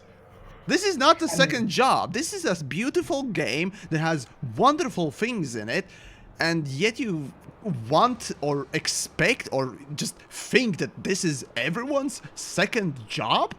If I chose a better second job, I would play fucking Doom 2016 as my second job than this yeah, piece it has of better crap. multiplayer. Yeah. But yeah, next thing, I guess, going from spaceships to modules, they have officially confirmed that the carriers will not be able to stock any of the tech broker modules, which means no Well, first of all, no tech broker weapons and modules, and no guardian equipment. It's an Essentially, all it's the in FAQ. experimental tab weapons, things Not from necessarily experimentals. experimental. They have confirmed no guardian and Oh yeah, unlockable right. The tech modules. brokers. Yeah, yeah, I Unlockable, remember. basically. Right, that was somewhere But down some below. of the IX modules are not unlockable. For example, scanner, shutdown field initializer, and all the X weapons. They're not unlockable. They're technically experimental, but not unlockable. So we'll see what goes like there, if those will be available or Yeah. not available. But anyway, like I can compare not allowing us to stock guardian equipment to, for example, bounty hunters not allowing to stock weapons at all, or traders not allowing to stop cargo racks. Like, okay, sure, you're literally not allowing me to sell my main tool, like that I actually need to do, like to play my game of choice. Like, yeah, sure, fine. Like some people in our staff team basically like wanted to do this sort of thing. So, for example, have a carrier that provides one-stop shop for all Yeah, IX right? needs. Basically, you I plop mean, it why do you need to go into constantly back to Shinrarta Desert to just pick up a goddamn module reinforcement, right? yeah. So have a carrier that basically sells everything you need for X. Like plop it in Pleiades or in our home system, doesn't matter. It's there. People can go there, can buy everything. But thing is, that sort of service only really makes sense if you sell everything. If you don't sell something, you might as well go to Shin. Yeah. And as it stands now, we literally are not able to do that. Like it is impossible by Frontier's own design. Yeah. I mean, sure, okay, sure. Like I would be completely fine with people not being able to buy Gauss if they're not unlocked it. That makes sense. Sure, you want that grind in the game, but No, no, no, no, my friend. Tech brokers are your personal narrative. okay, yeah, sure. That's how they sold it Everybody's to in us. But anyways, everybody's carry in on. favor of some personal narrative, so let's keep it in the game. But at least like I am one of the probably few people in the game that have unlocked everything. I have literally all unlocks that can be unlocked apart from some useless permits and Yeah, CQC, because me. CQC is Well, bad. basically, I'm the same sort of. Like I have all of the tech broker unlocked, Yep. like all of them. Aside So from why? turreted versions, I I have mean, all of them too. I even have turreted. I have Oh literally jeez. everything. Yeah, I spent a fuckload of materials for that. So why can't I like stock them? Even for I mean, myself, okay, like fine. ignore the community thing They for a won't even second. have module storage. Oh I wait, think no. they will. Outfitting will imply that they will have modules. Yes, Module they storage. will So have both technically, yes. storage Never and mind. cell. Never mind. So yeah. But Oh yes, well. somebody asked that. Yep, you literally cannot put, or not even put, you cannot stock AX weapons. At least not all of the AX weapons. You literally cannot stock Guardian, which are the best AX weapons we have, and the old AX weapons, even if they will be able to be stocked, those are useless. So you might as I'm well not curious bother. though. Among all these things, will you be able, since these specific unique weapons are not part of experimental tab, will you be able to buy them for the ship? You know the ones that I'm talking about that are still usable for AX. The Yes. advanced ones, yes. I Honestly, I wonder have if no you can idea. get them though. Like, we'll see in the beta. I guess it basically I mean, depends they're on how useless they're going anyways. to. Who Yeah, insane psychopath even uses them? But regardless, it's just still. it basically depends on how they will be implementing those. If they just exclude the experimental tab entirely, then yeah, Yeah. and if maybe they, I don't know. Basically, that only depends on them. Thing is, it is a completely stupid restriction that invalidates basically all of the AX like purpose for carriers. Like we literally will only be able to use them as a refuel restore repair station, and that's it. And maybe storing our ships, jumping Storing between your ships, equipments. storing some modules as well, yeah. Like yeah, So, that's basically it. Um, So I yeah, mean, that's for just the example, thing I for wanted to mention. explorers, that too is kind of a shitty deal here because you won't have universal cartographics, right? Oh The yeah, only that income source or potential income source in order to upkeep your ship is not going to be there for them. So you That's literally actually will have to return. That's actually a very interesting point. If you want to go to the FAQ point, there's actually a question like if I think the word is like how would an explorer fund their like upkeep costs? Yep, they have this whole paragraph which literally Let me read it, basically right? okay, sure. Right, so how might an explorer fund their fleet carrier's upkeep costs? Whilst the top traders might want to turn their fleet carriers into trading posts, that turns a profit. We expect most fleet carriers to be fitted in ways that help players to do what they enjoy in the game. For example, explorers who have accrued large sums of cash. Well, explorers who have accrued large sums of cash. That's literally the first time I hear of something unique like that. That's like a unicorn. Anyways, for example, explorers who have accrued large sums of cash, they'll be able to make fleet carriers, and they'll be able to take a fleet carrier and ferry it out to the remote regions of the galaxy and explore never before seen locations. Thanks for explaining the gameplay. You can do this already. Yeah. Yeah. Equally, explorers could set their fleet carriers up as trading posts in convenient locations to turn a profit while they engage in other activities.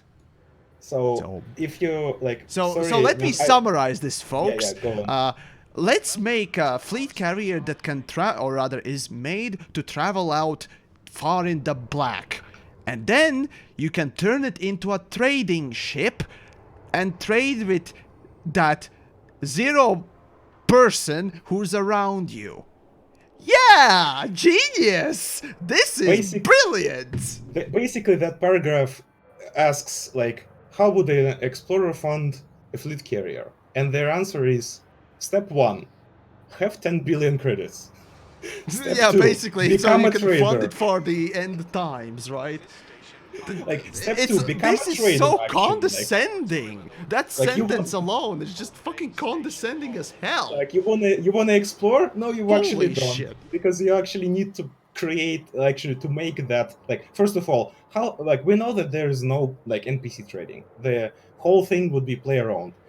I have massive reservations about how the hell that would be working anyway, because let's be real, they actually mentioned that they like if there is too many carriers in one location, you will not be able to jump there. It is Did they? yeah, Oh, it okay. is in some of the questions over here. I think yeah, I haven't gotten to them delegation. just yet. But yeah, basically, imagine a situation. They will probably have to regenerate rings because they're adding new mineral, the fuel specifically. So the boron will probably be RIP. We'll see, but yeah. Yeah, we can assume that it will probably be fixed in some I mean, it capacity. will. I assume the game will basically be forced to generate new things, because I assume the way their system works is essentially they have minimum and maximum level. So basically, once the minimum amount is reached, the game is given the task to generate new stuff back to maximum, and then it just varies between that minimum and maximum, and that's what happens. If that was a smart development choice. That's a big question about this game, though. In any way, we can kind of expect that the boron might not be as profitable as it is now. It might just die completely because the triple overlap might be fixed. If it's not fixed, even if it doesn't die, like first day, there will be about 100 carriers in that system. Well, people might end up finding some other ones, so who knows? I mean, yeah, or there will be a rush to find a new one if the old one is dead. Then people will be trying to find a new one. Yeah, Well, I'm there is honestly one in Colonia. surprised. Maybe. Yeah, there is one in Colonia. Like, yeah, but again, the same as Boron, it might not survive because Yeah, strictly if they it, will. I'm they will surprised the have to developers regenerate allow everything. even double if it's overlapping if it's a ones, code so- fix, then it would essentially fix all the overlapping hotspots. I mean, it's not even the fix itself. They probably don't even intend to fix it specifically. They'll just like they are adding a new material into the pool of resources that can be allocated in the rings. So that means they will have to regenerate like all of the rocks because we know that rocks are persistent in all of the rings everywhere. That means that those old rocks might not have the same like contents, obviously, and that means that old hotspots might not be in the same places. And who knows if the triple overlap will stay? It might not stay. It might be gone. I think the overlap will remain, but I think it will just add a new seed value for an additional material or Yeah, the name commodity that will also spawn. It may rebalance stuff, but this is all speculation. You would have to look at the code for this. yeah. Basically, what I'm saying is there is a chance that Boron might die. Oh yeah, Just sure. like any other gold mine rush thingamajig, obviously all of them have died in time, so this is just a question of the times.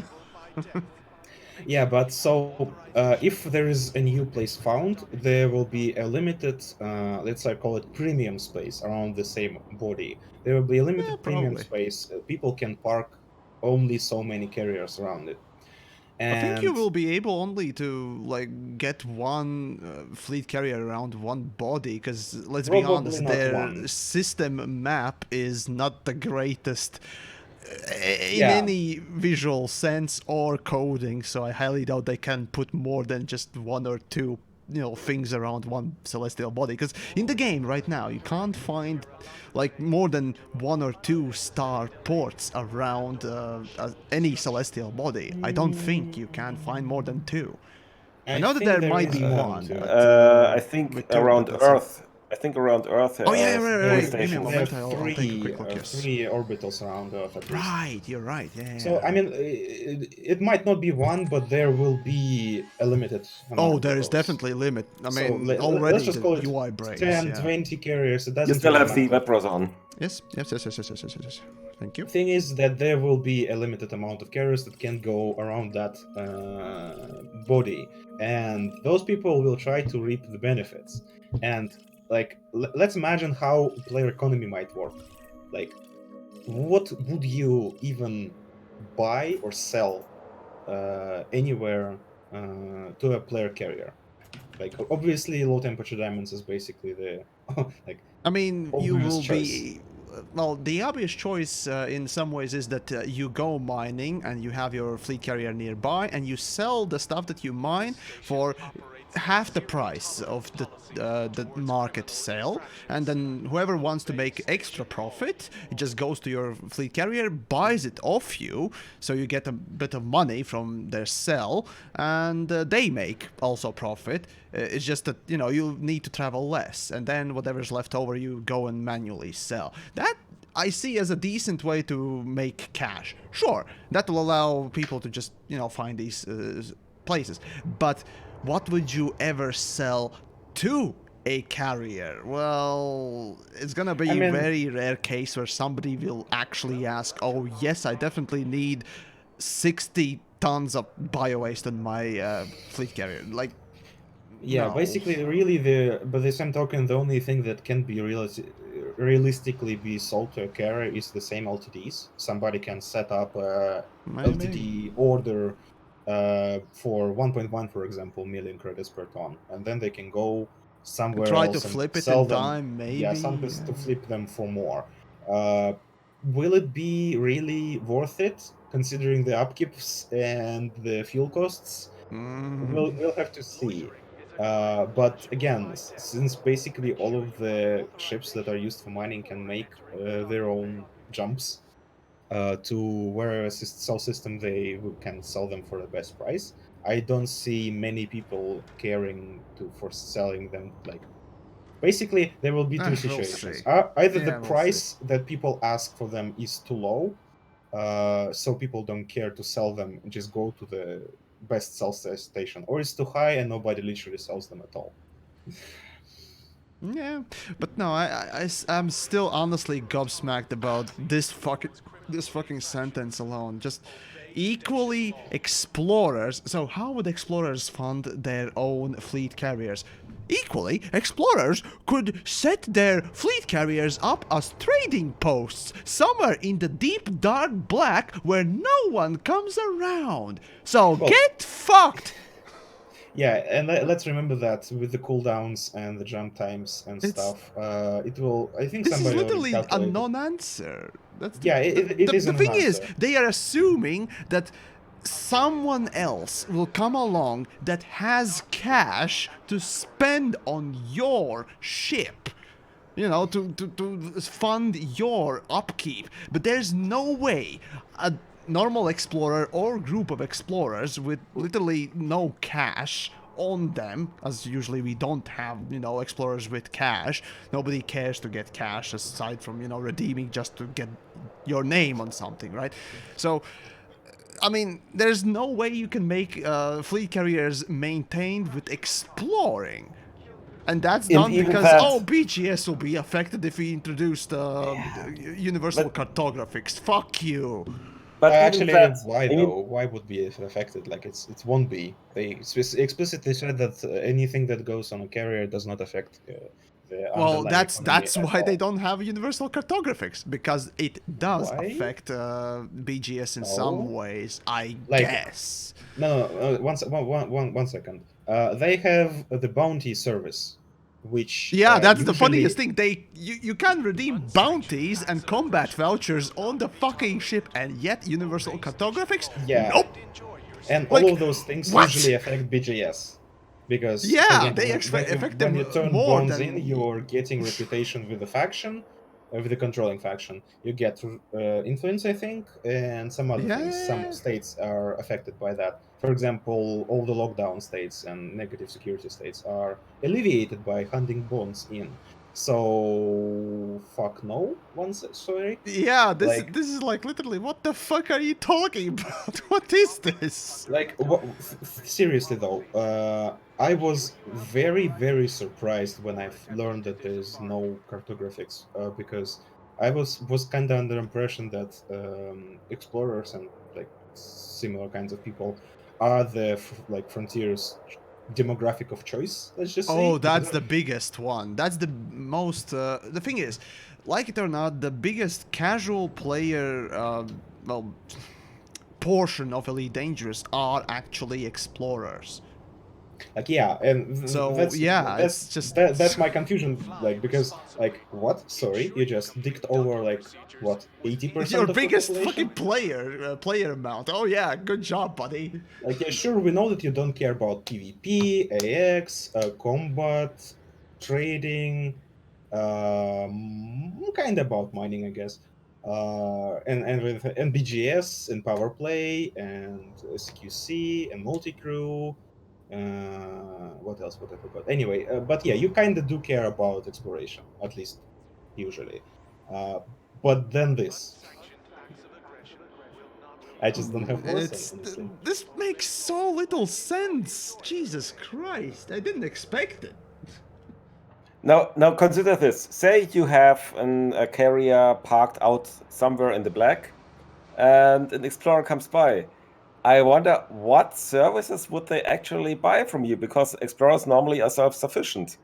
Actually, Yeah. yeah, that's a good point. Thing is, if the universal cartographics were available, you could have like taken a cut of that, and that's actually good money because some people spend years in the black. Like there was that one guy who got like what 17 billion credits from a 2-year expedition or something like that. Oh, Like, Jesus insane Christ. amount of money. Crazy Yeah, explorer. it was a Reddit post for a while. Yeah. But yeah, like that could like that you can actually have a not risk reward, I guess, situation, but like sure, you can secure those that data with my carrier, pay me like 20% of that, and you get all of the rest. Like yeah, sure, you get a fuckload of cash, you get Yeah. me a fuckload of cash, and you're secure. You don't fear gangs, you don't fear losing them to random, I don't know, neutron jumps going wrong and Yeah. stuff, and so on. But with this not available, like you have a situation where all of the usual popular destinations like Colonia, obviously Colonia is its own bubble basically now, the Sagittarius A and Beagle Point, they all have stations. Like they all have actual stations they can dock in. I don't remember if they have cartographics, but some of like them you did, but you yeah. don't need repair, you don't need refuel, you don't need restock. Like you literally don't need restock as an explorer. You kind of don't really need repair unless you're really bad at Well, you need a managing repair your for power plant. That's like literally yeah the only yeah, thing you can't repair. which is So honestly yeah, stupid, but that's another point. yeah, And you don't need to refuel because you have fuel scope. And yeah. it's free. And honestly, the refuel costs and all of the other costs are negligible, so they will not be able to sustain. Like, imagine if, like, for some reason there is a place where explorers want to go. For example, a second set of, or third set, I guess, of Guardian Ruins or something like that. Okay, sure, everybody rushes that. You can post a carrier there, and you still will not get money, literally, because what people really need there, they need maybe restock, repair, and fuel, and maybe like something else. But those are peanuts, complete peanuts, And and you're they will not, not even and considering cover. that you get maybe at most 200%, you know, for selling those services out there as you know set your tariff there. I think the maximum will be 100%. Yeah, That that's is what I double think. the price, right? Even with that, it's just no. You're who has ever spent more than maybe $1 million, maybe two Uh, on repairs? like I have actually some statistics on that. I at 3.5 thousand hours have spent about 1 million credits on fuel total. Actually, I that's a know good people. question. Let's see. You Codex. can in the codex, Give me yeah. a moment.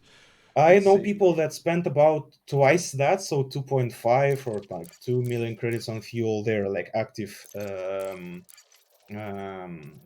PvPers and combat people. Credits on fuel, 1 million. You're right, yeah. Yeah, you're more active traveling And around than credits me. on repairs, that's 72 million. And that is literally, at best case scenario, with all the essential, that is the repair, stock, refuel, what was it, the services available on your mega ship, I mean, fleet carrier, that'll be 1 month's rent.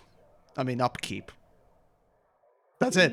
My About whole yeah. lifetime of my account, I've spent only enough just to sustain a fucking fleet And carrier for that's assuming like you what? set 100% tariff on that. Yeah, that's if you get that right. Fucking hell. So Basically, and it's I fine. have a statistics from Harry actually. He has like 8,000 hours or something like that. Yeah. He has Okay. slightly more than 5 million credits on fuel. Yeah, it's the fuel is super cheap compared It to is everything incredibly else. cheap. So without cartographics, there is zero use for the carrier in the deep black, like literally except repair. And like you can get repair at It's not stations. self-sufficient. You don't have a way to sustain it. And okay, here's my tinfoil hat, maybe speculation or whatever you want to call it, just tinfoil theory here. Now, developers haven't put, haven't put on the fleet carriers the universal cartographics, because that involves making sure that your X amount of, or rather, you have to register in their servers, in their code, or something like that, the place from which you are selling the stuff, so that you know, you get registered, you know, prices and whatnot else properly, or something. It's Honestly, basically the only reason why I would think that they wouldn't have it. That they don't know how yeah, to code shit. Like, you kind of like need to have like what is 40 or 20 light years a distance from the place you yeah. got the thing, but then you can just jump the carrier. Okay, sure, That's keep the restriction so you cannot sell the, like it would be stupid, but that would be acceptable if you could not sell the data, um from the system you are literally in on your own carrier. You have to jump it and then sell the data. But that would at least work. Like, and honestly, let's just remove that that restriction. It's useless. Just Yeah, just remove this 20 Fuck! light year radius thing. I mean, why is it there in the first place? Avoid I don't know, so that there would be some sort of a challenge, and you would. I literally don't. I mean, It makes no like, sense. Each of my ships, even the lightest ships, they are all jumping over 20 light years. So I never hit this limit. Thing Aside is- from, yeah, Oh, like well, the hey, thing you can is, go in is economy, or it you can only explore really everything makes- around one point. it only Yeah. really makes sense if you're in the bubble. Because In the you bubble, or literally- trying to map, maybe nebula, maybe. I mean, still, like, you can only sell cartography data Right. somewhere where there's like a system, population. Basically, you need a station to sell the Because data. we have Colonia and because we have a bubble and Maya, there are plenty of space between those 2 points, whatever, just those 2 points, that you can sell data, around each one of them, regardless. Like, yeah, you can still find what's a the point? way to sell the data, and like, you don't want, like, we assume that explorers kind of want to explore deep black, and in the deep Oh, they black there do. aren't any real like, let's just say that there's not too many populated systems out there, so you Now there will will be. have like, you will have an opportunity to go 20 light years from the place you just scanned to find the populated systems to sell the data, and Yeah. you really only encounter that problem of not being able to sell it due to distance when you are literally in somewhere populated and you're scanning those populated systems. And why are you scanning those populated systems again? Is a crime. Don't risk annihilation. Make way. Yeah. Hold on. This is interesting. So actually, I got a question previously a little bit about the price and so on and so forth about fleet carriers and will any in-game discounts be applied when purchasing fleet carriers? Answer. Only commanders with quote-unquote kick-started outfitting or with the founder tier and higher discount will receive a discount when they purchase a fleet carrier. Fleet carriers cannot enter or be bought from permit-locked systems, including Shinrarta Desra. So first of all, you're not gonna get a discount from Shinrarta Desra because they won't be Well, yeah, there. obviously. But hey, if you're a lifetime pass holder and you poor little soul, regardless, you may finally get some bonus from that lifetime pass thing, I guess. I don't think know. the like additional discount from Kickstarter is like 1.5% or something like that. It's on top, and you get it like it's a rebuy discount as well. So it's kind of useful when you're rebuying. But there's because- no real rebuy here, so it's But just yeah, an I mean, upfront cost. even if it's 10%, that's like what one run 10% is 500 million, so that's it's not one run of chump LTDs. change. Like, yeah, sure, but it's one run of LTDs. Let's just be real. My main problem actually, like, I've seen a lot of people bitching about upkeep, and I'm kind of one of those. Oh, I can rant about that, and I will. Yeah.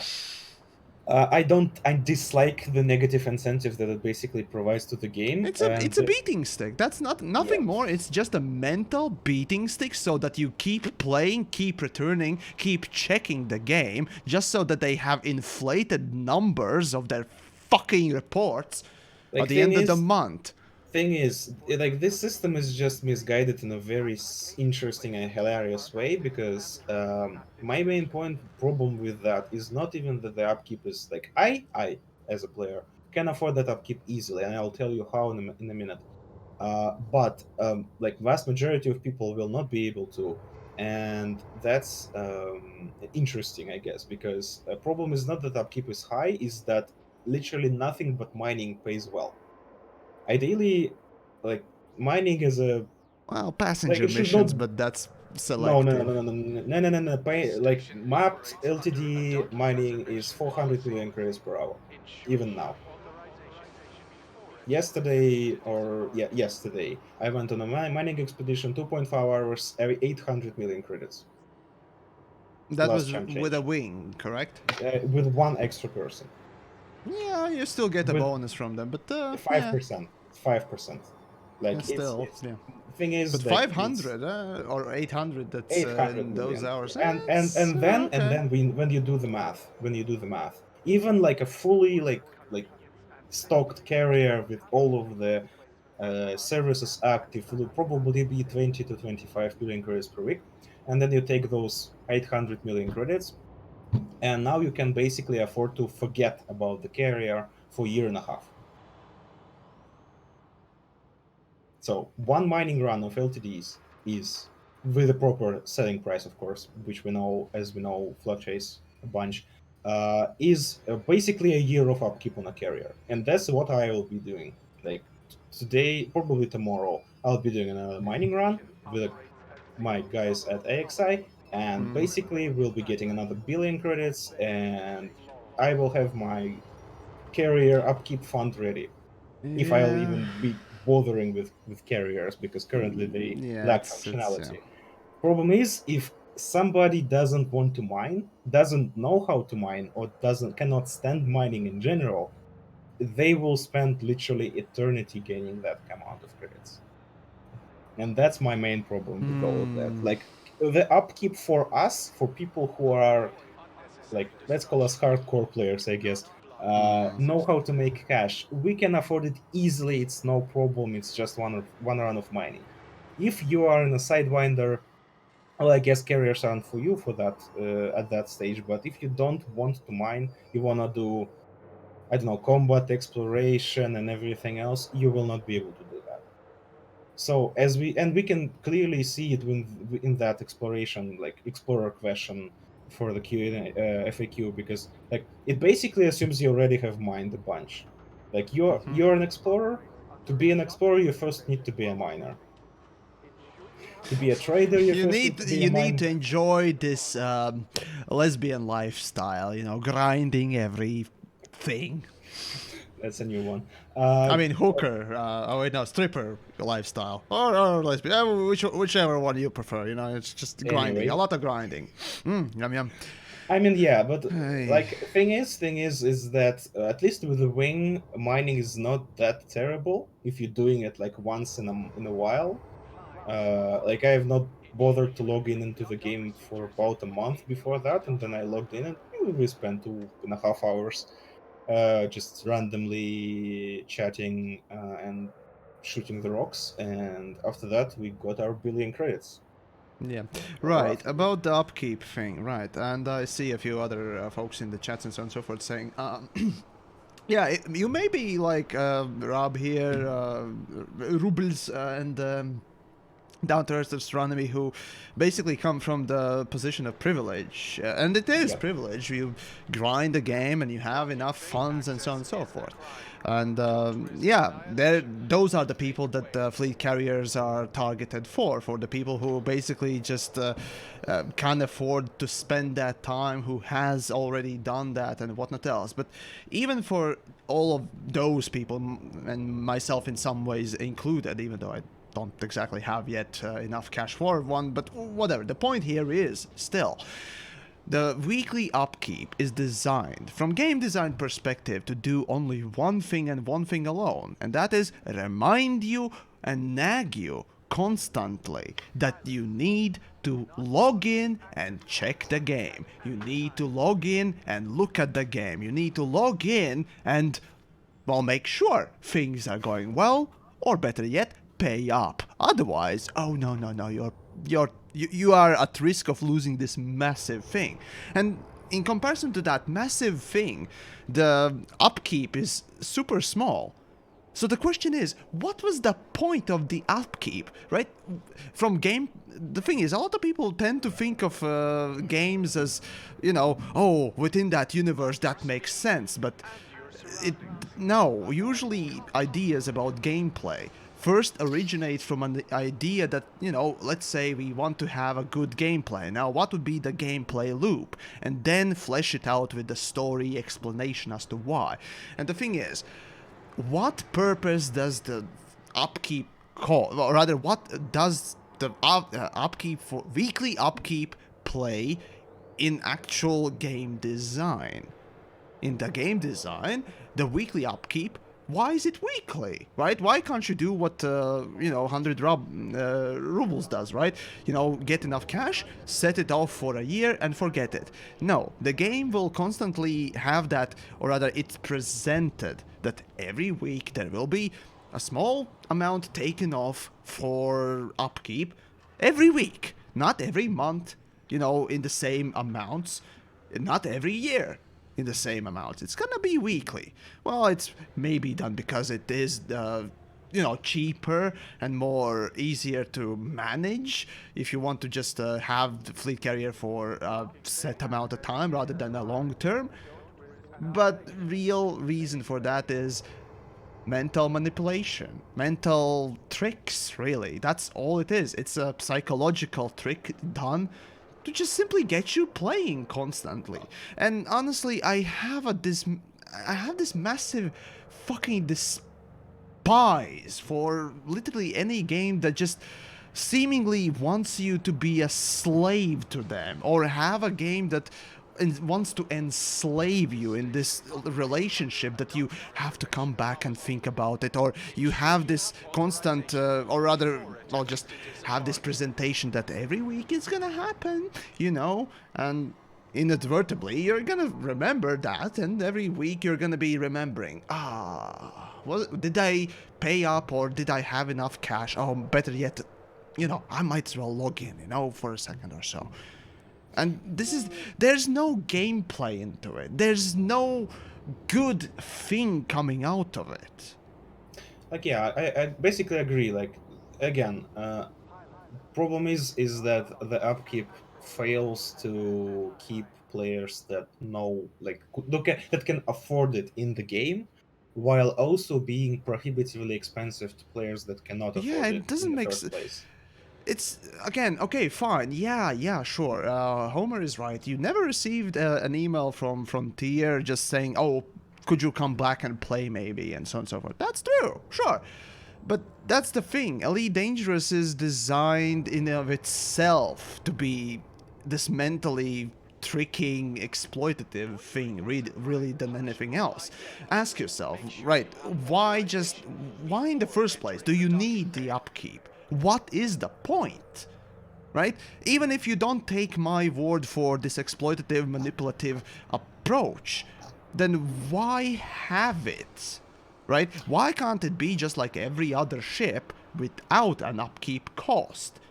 And don't give me that in-game explanation for it, because those are real people, because grow up. Those are fucking NPCs. Those are NPC ID 3705, okay? That is just a piece of code, right? We're not Bitcoin mining right now, so it doesn't Honestly, even have yeah. that. With all of the design decisions that Frontier usually chooses to implement, you have to basically ask them either if they are malicious or incompetent. And Yeah, and this honestly, is the case of maliciousness, I in my would opinion. not agree on that particular aspect. Alright, There's some of that. Like, you ask what's the reason for the upkeep. I can easily answer it's a credit sync, because Frontier, they themselves admitted they have run the numbers, and the reason the upkeep is as such as it is that because we, as well, I'm talking about myself, multi-billionaires of this game, can afford it, and can afford it easily. If we could not have afforded it, if everybody had twice as less money as we have now, it would have been twice as less. And again, Frontier basically created a very, very it's a sinkhole. It's a weird. credit sinkhole, or Yes. Thing sink. is that it basically fails itself. Like, they okay, sure. By buying a carrier, you dump 5 billion credits into it. Okay, sure. Uh, Basically, for most people, the main problem is not even an upkeep, as I said, for anyone who wants to make that amount of cash. you can get a carrier in about 10 to 12 hours of grind, which is usually less than you usually spend grinding federal rank or imperial rank for the God. cutter slash corvette. So you can get a carrier faster than a cutter. I can basically guarantee you that.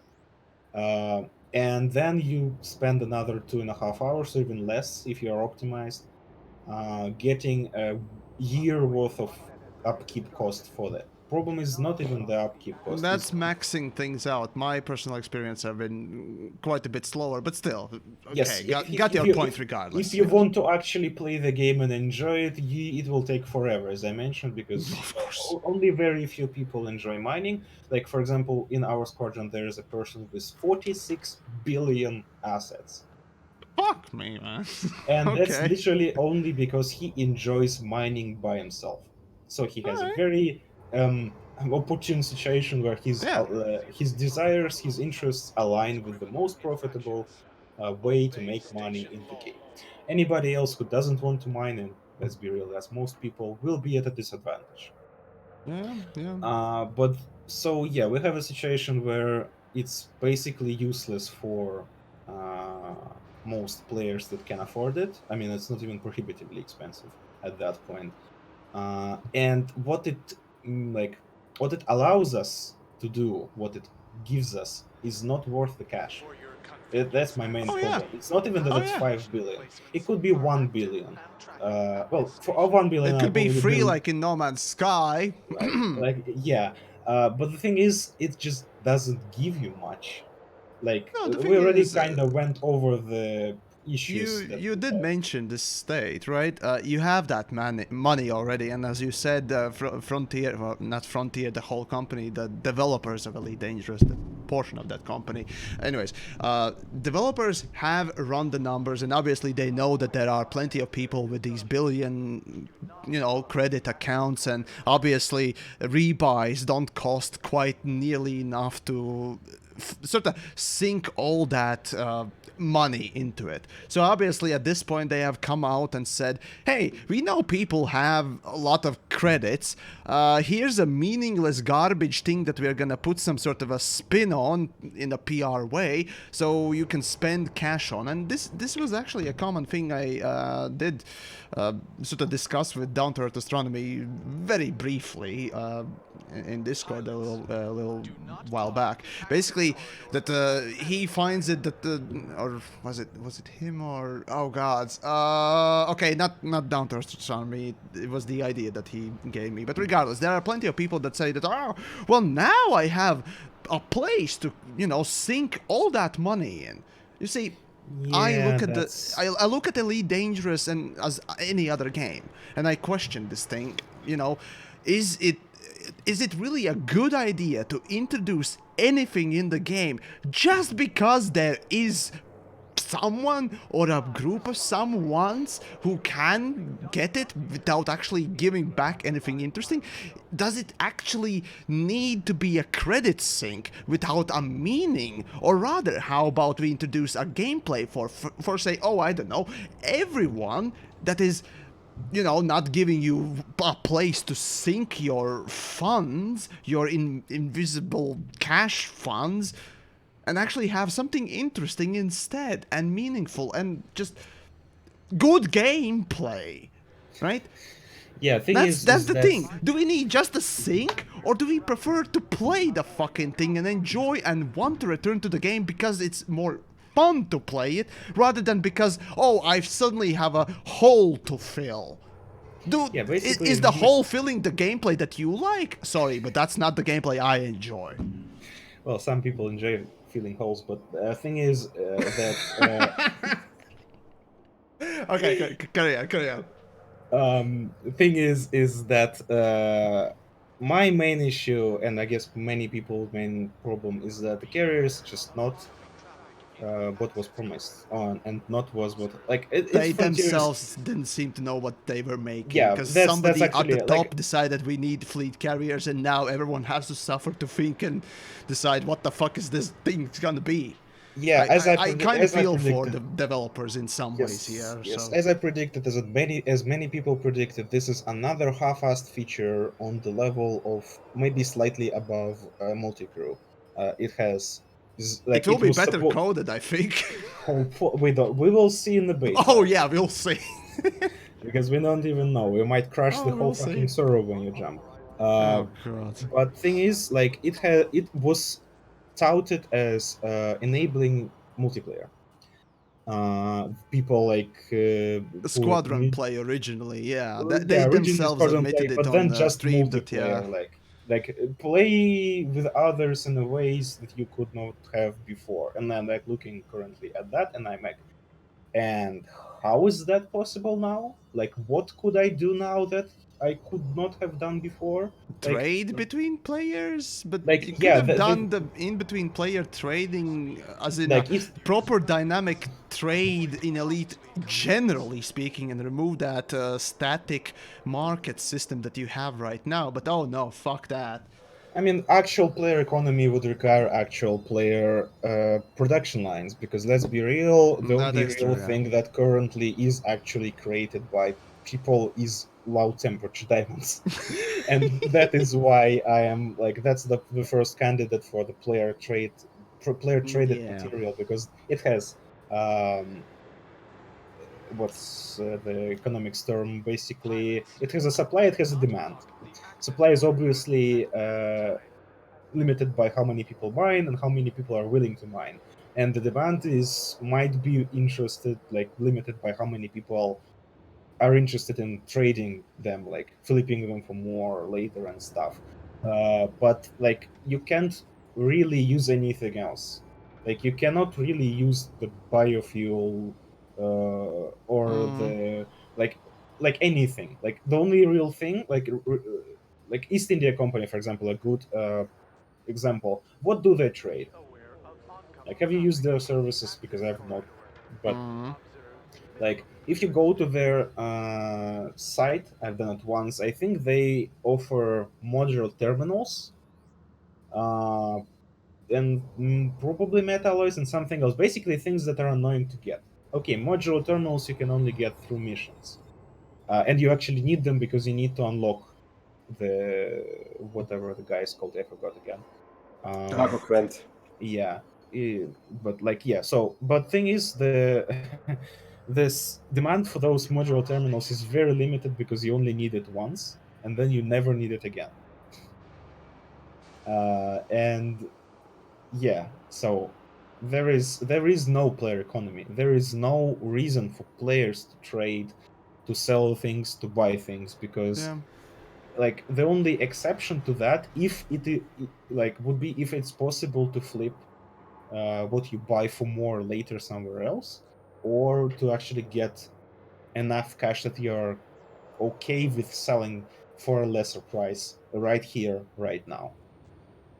And then, like, yeah, so I expect carrier markets being completely empty for 99% of carriers, because Oh yeah, yeah. Only thing that there people is will there want to is no do is way, sell stuff. Obviously, who like, who in their right mind would like to buy shit from other players yeah, there would unless it's not. very cheap?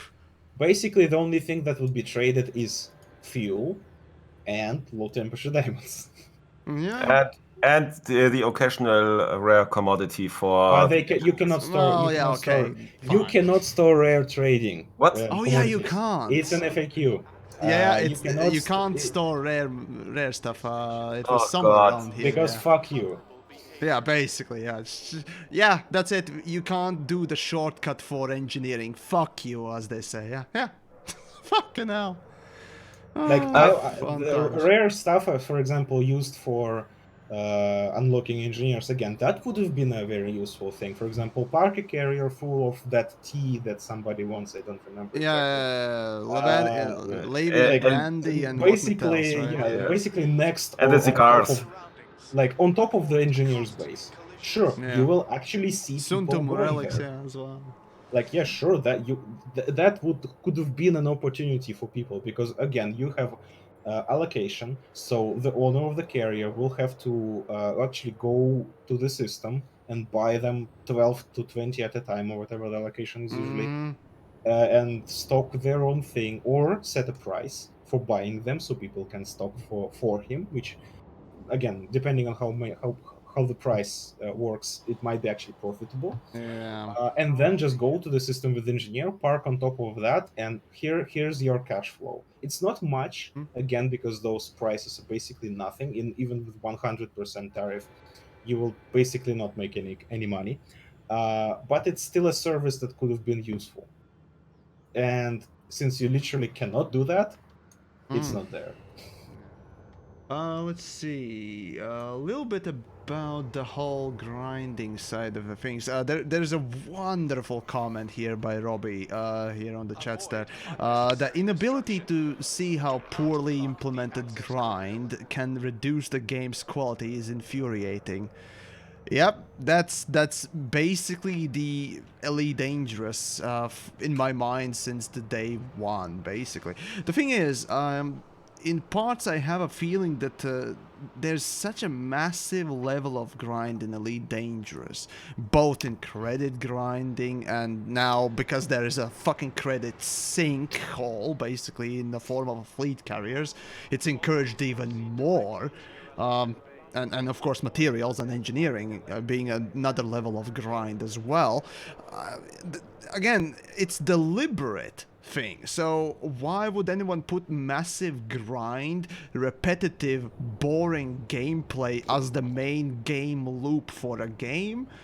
Well, in my mind, there's really a few answers only, and one of them is, well, more realistic than others, and that is just that they want you to continuously play the game without there actually being meaningful gameplay, just so that they can show off, hey, we have so many players playing, because, you know, is there a meaningful gameplay? Nope, we just simply pigeonhole hold them in this one game loop that is horrible, and somehow they don't stop playing.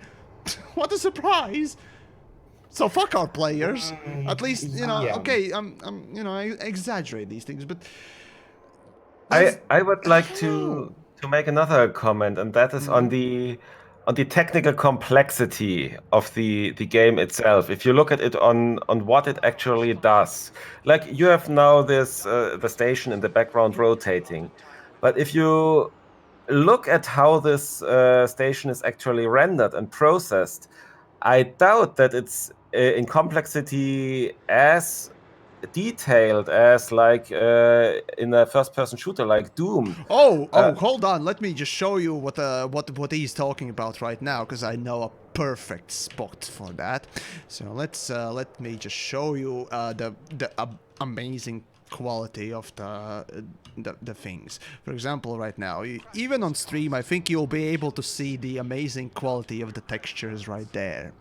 Yeah, and the clipping issues. Or better yet, you see a wall here. Now you don't. Or rather, now you don't. Now you see a wall. Now you don't. Oh, now the you see a backside coloring wall. is broken. Now you don't. Yeah. So this has been in there forever. Yeah. So So many things are so low quality. This is what I was thinking about. It's and what forgivable, but the question is, how much technical development has there been since the initial release of the game that last time it was the refined these Horizons details? planetary tech, and everything else beyond that was just reusing, copy-pasting things left and right. I mean, for fuck's sakes, Multicrew is literally a copy-pasted version of a Wing system. Yes. And the question I put into the room now is how much of the money that goes to Frontier developments is actually going into technical development? Because let's face it, the whole fleet carrier thing, somebody wrote it already, is essentially reusing the megaship mechanics for warping in and out, and a fucking Capital UI. ships, but yeah, and capital ships mixed with mega ships, and that's literally it. Yeah, so how much development actually had to be done for this on a technical level? Well, they say that those 25 folks who work on a B team, I assume, made this thing. Probably, I don't know. I assume, because there's, yeah, when you strip down it from, you know, parts and start to look where these parts came from, you kind of start, you know, noticing a few patterns. I mean, it looks at least decently put together, unlike Multicrew, so who knows, but still, it's just, yeah, it's technically, well, you asked where the funds are actually going.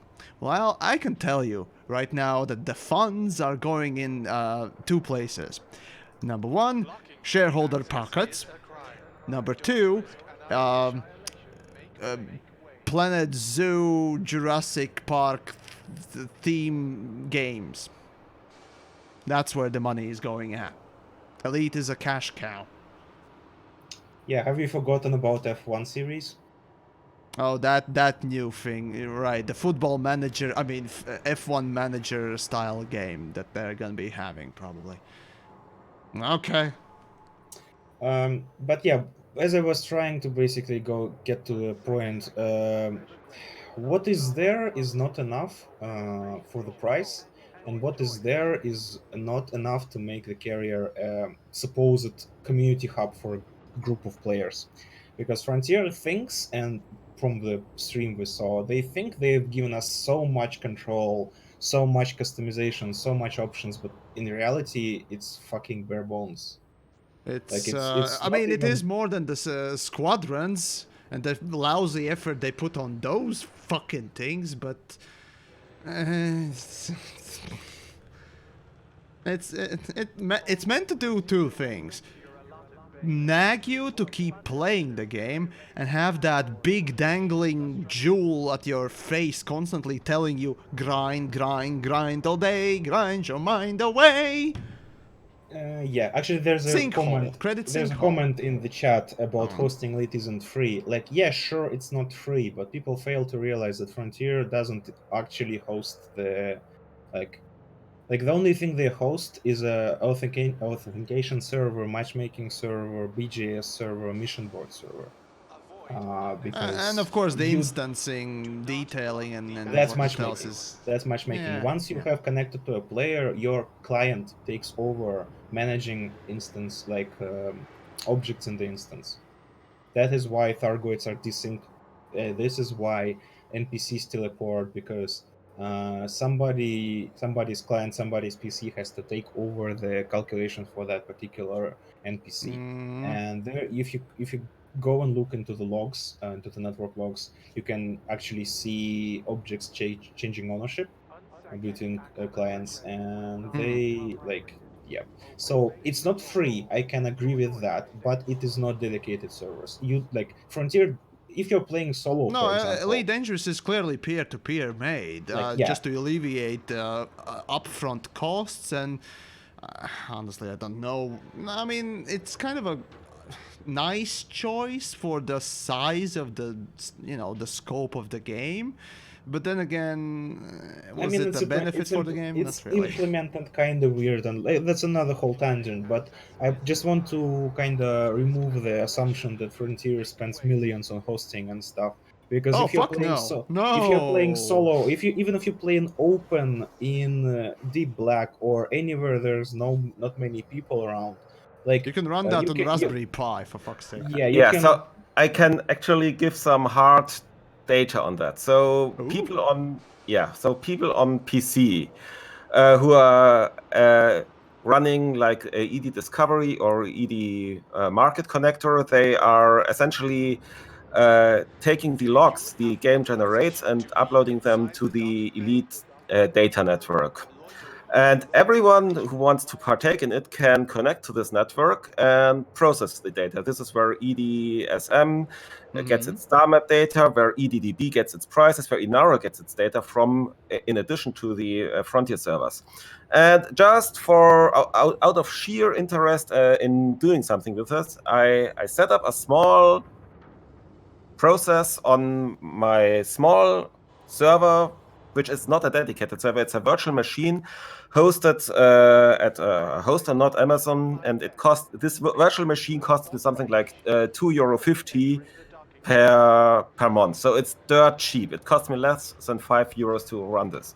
And this virtual machine can easily process all the data that's coming in from the Elite Data network, from all the sources of the PC players, and ingest this into a Postgres SQL database for later processing. It does this with ease. Aside from that, this machine also runs my own Mumble voice Oh chats. god, you use Mumble. Fuck it hell. Anyways, carry on. Yeah, in addition, yes, then it runs my web server, it runs my video streaming server for my own video streams. Ooh, So Nginx is super nice. Which, by the Yeah. way, is bringing you today YouTube Yeah. and Twitch stream And- properly. so a really small machine is able to keep up with all the data that arrives from the Elite Data Network. Now, given not all PC players run these tools, so let's just say, okay, we need, let's say 10 to 20 times the amount, or make it 100, even at 100.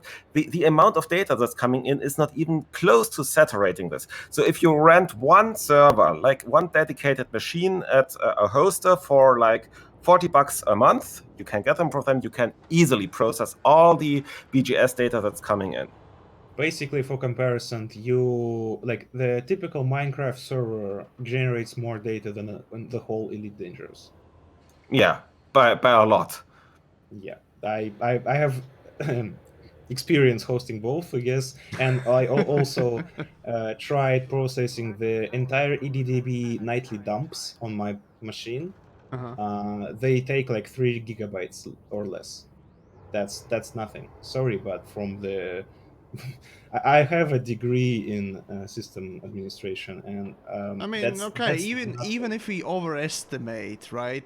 Even if we overestimate the data that APIs are providing, normal players and so on and so forth, the dumps and so on and so forth, even if you like triple the number and whatnot else, it's just you can still run it on a relatively cheap machine, and that is relatively cheap in comparison to what gross does the Elite Dangerous, those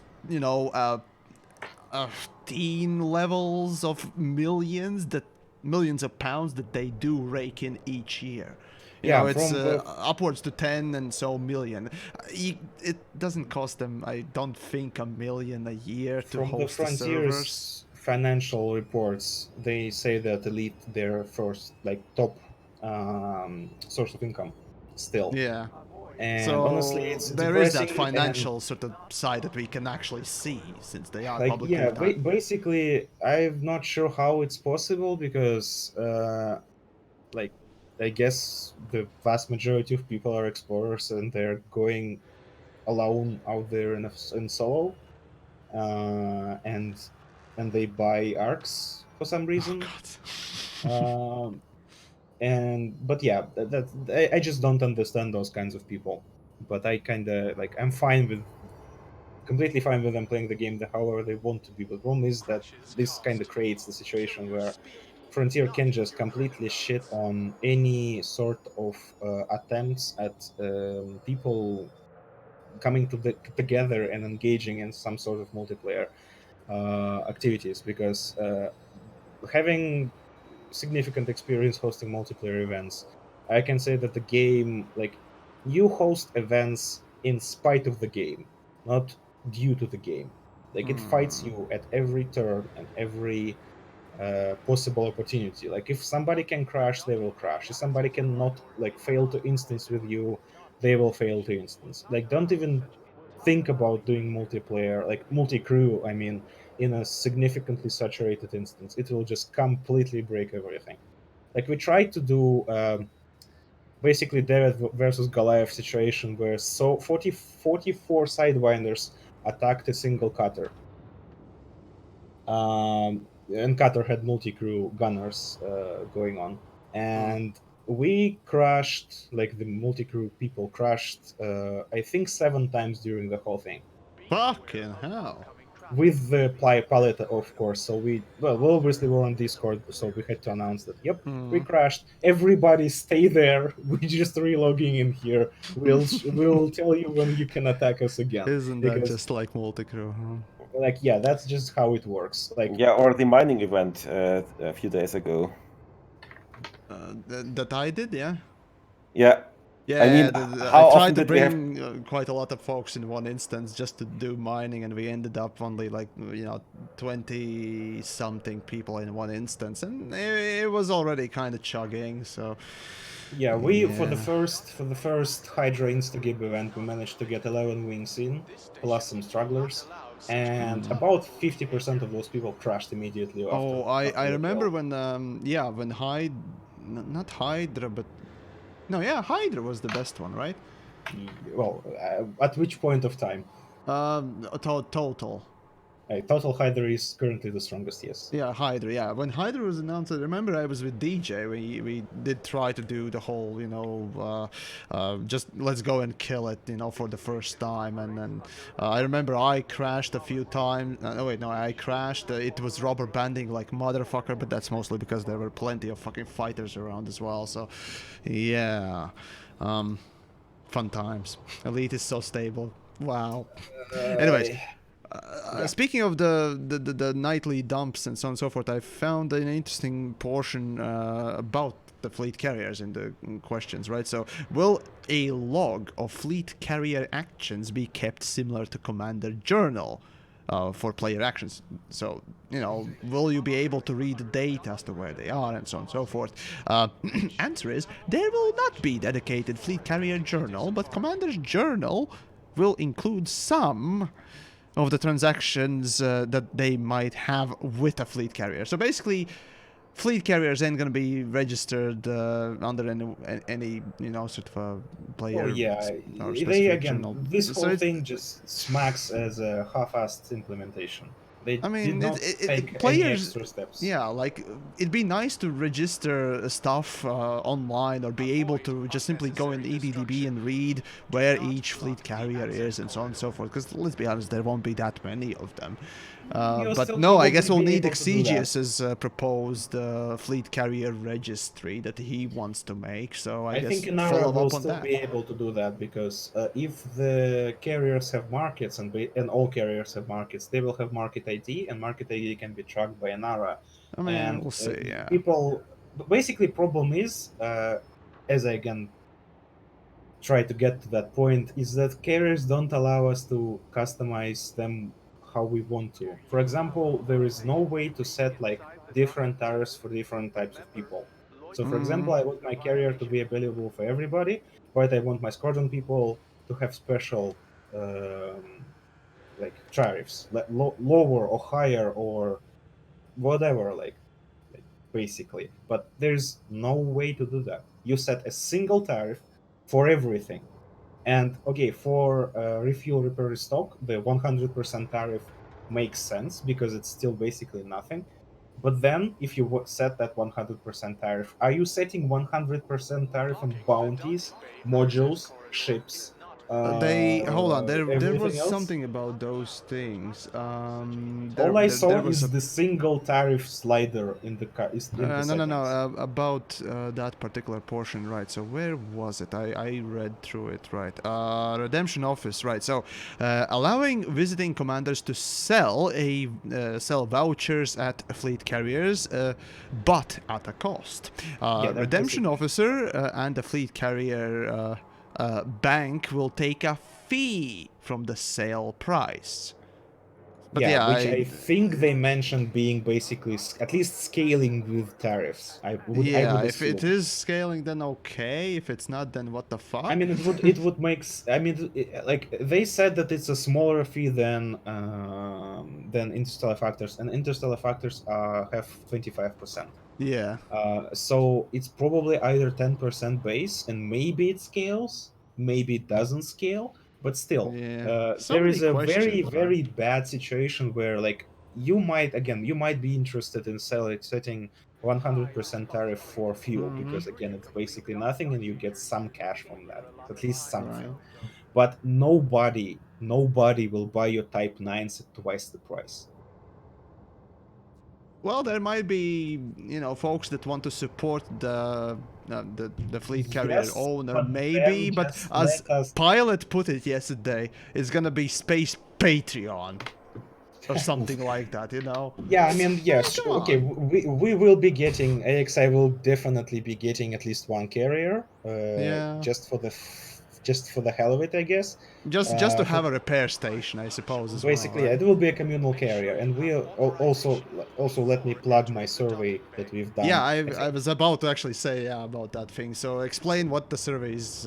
Basically, once we had a watch party in AXI watching the review stream, it became obvious that people have very drastically different expectations and therefore reactions to the whole thing, and they operate at different amounts of information. So I tried to put up a survey that asks people about how they feel on a fuckload of different topics. I tried to make it as comprehensive as I could, and we hope to that as many people complete it as possible, so we can publish the results on the forums. The link will be obviously posted Yeah, I as posted it in the chat, everywhere, so feel free basically. to, you know, Yeah, type man, it up.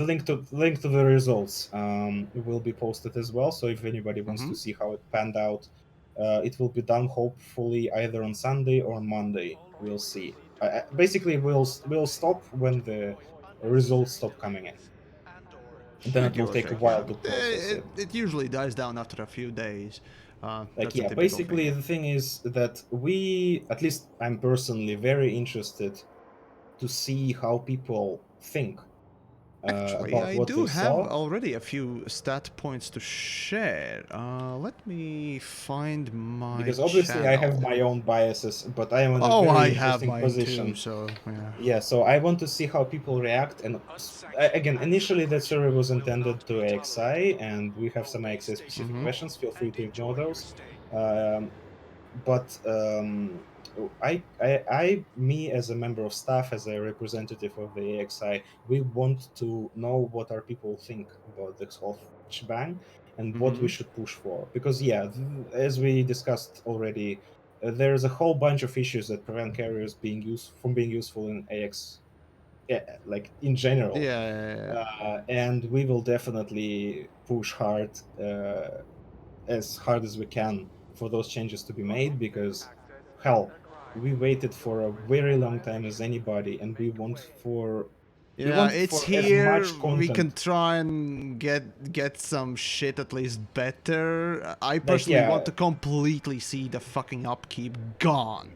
Like sure, if completely. there's a bunch of people, like, let me check the stats we already have. So about the upkeep, so 30.1% of current respondents want upkeep removed entirely.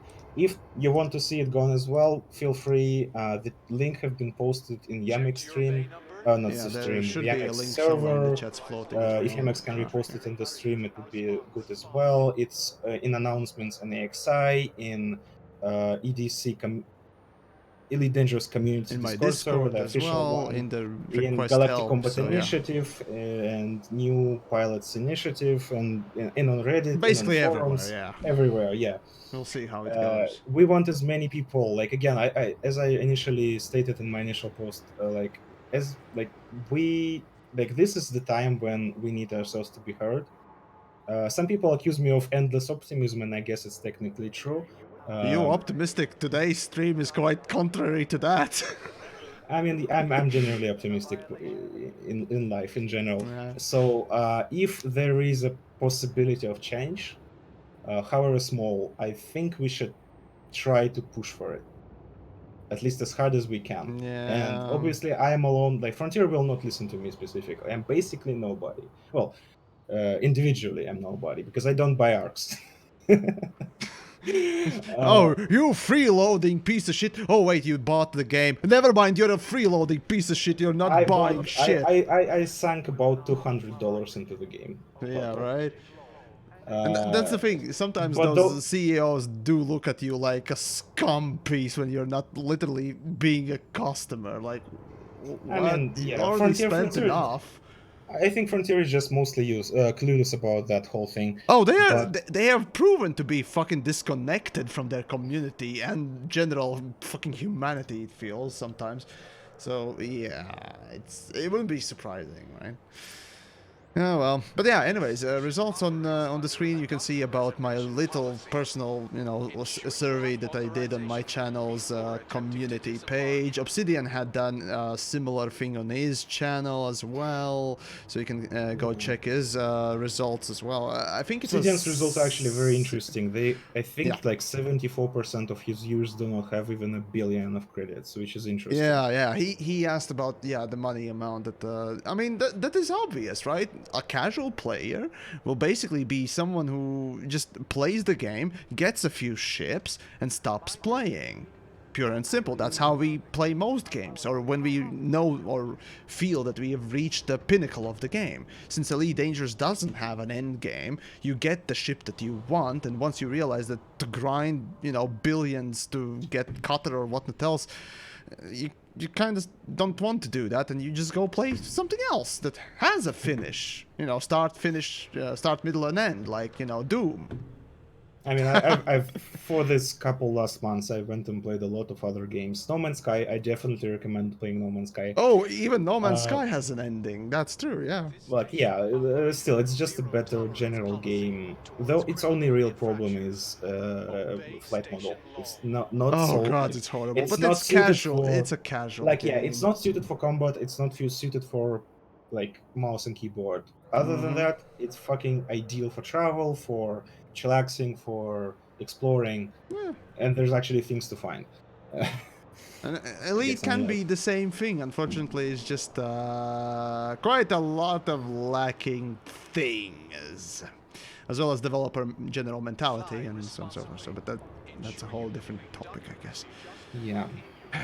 Well, anyways, it's been 3 hours already, so any last words before we sort of conclude our rants and tirades and frothing at the mouth, whatchamahazards?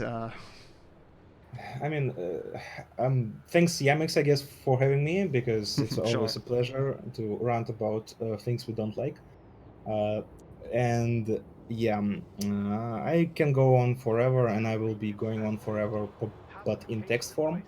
So watch out, forums, he's coming. Yeah, I definitely will be coming.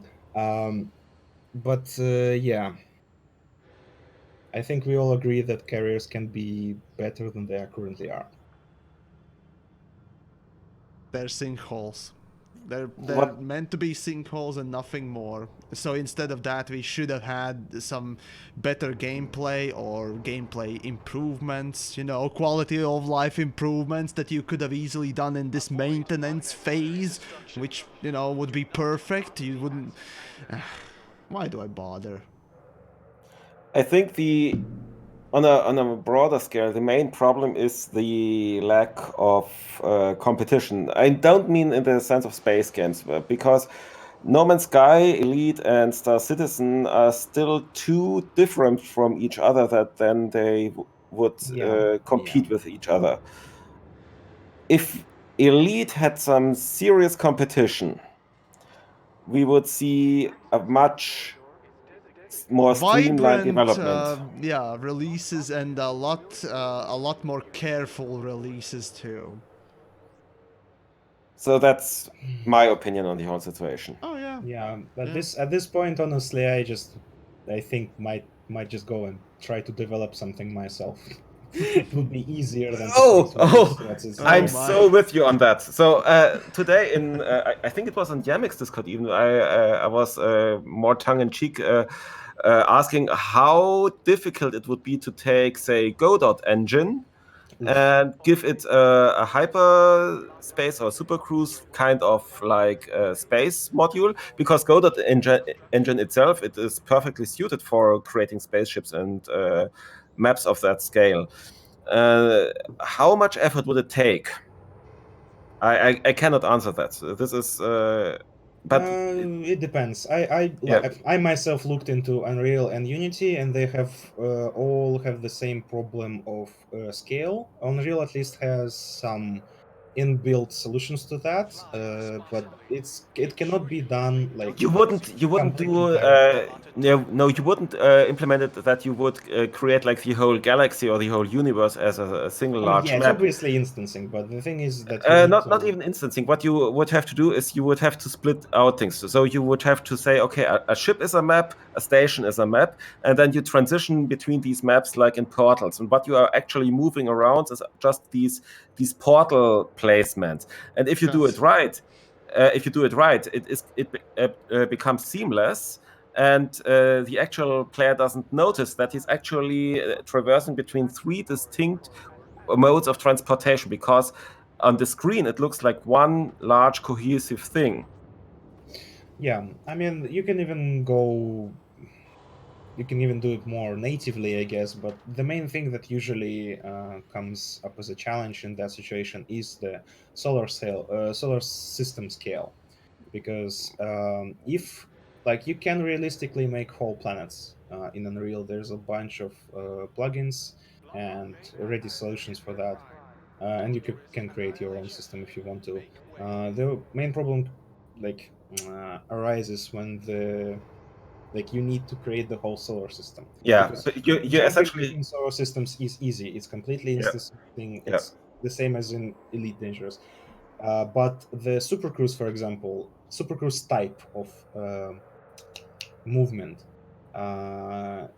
either will have to be done via scaling or some very, very interesting math and origin point shifting, which you obviously will do this with scaling, just again, to.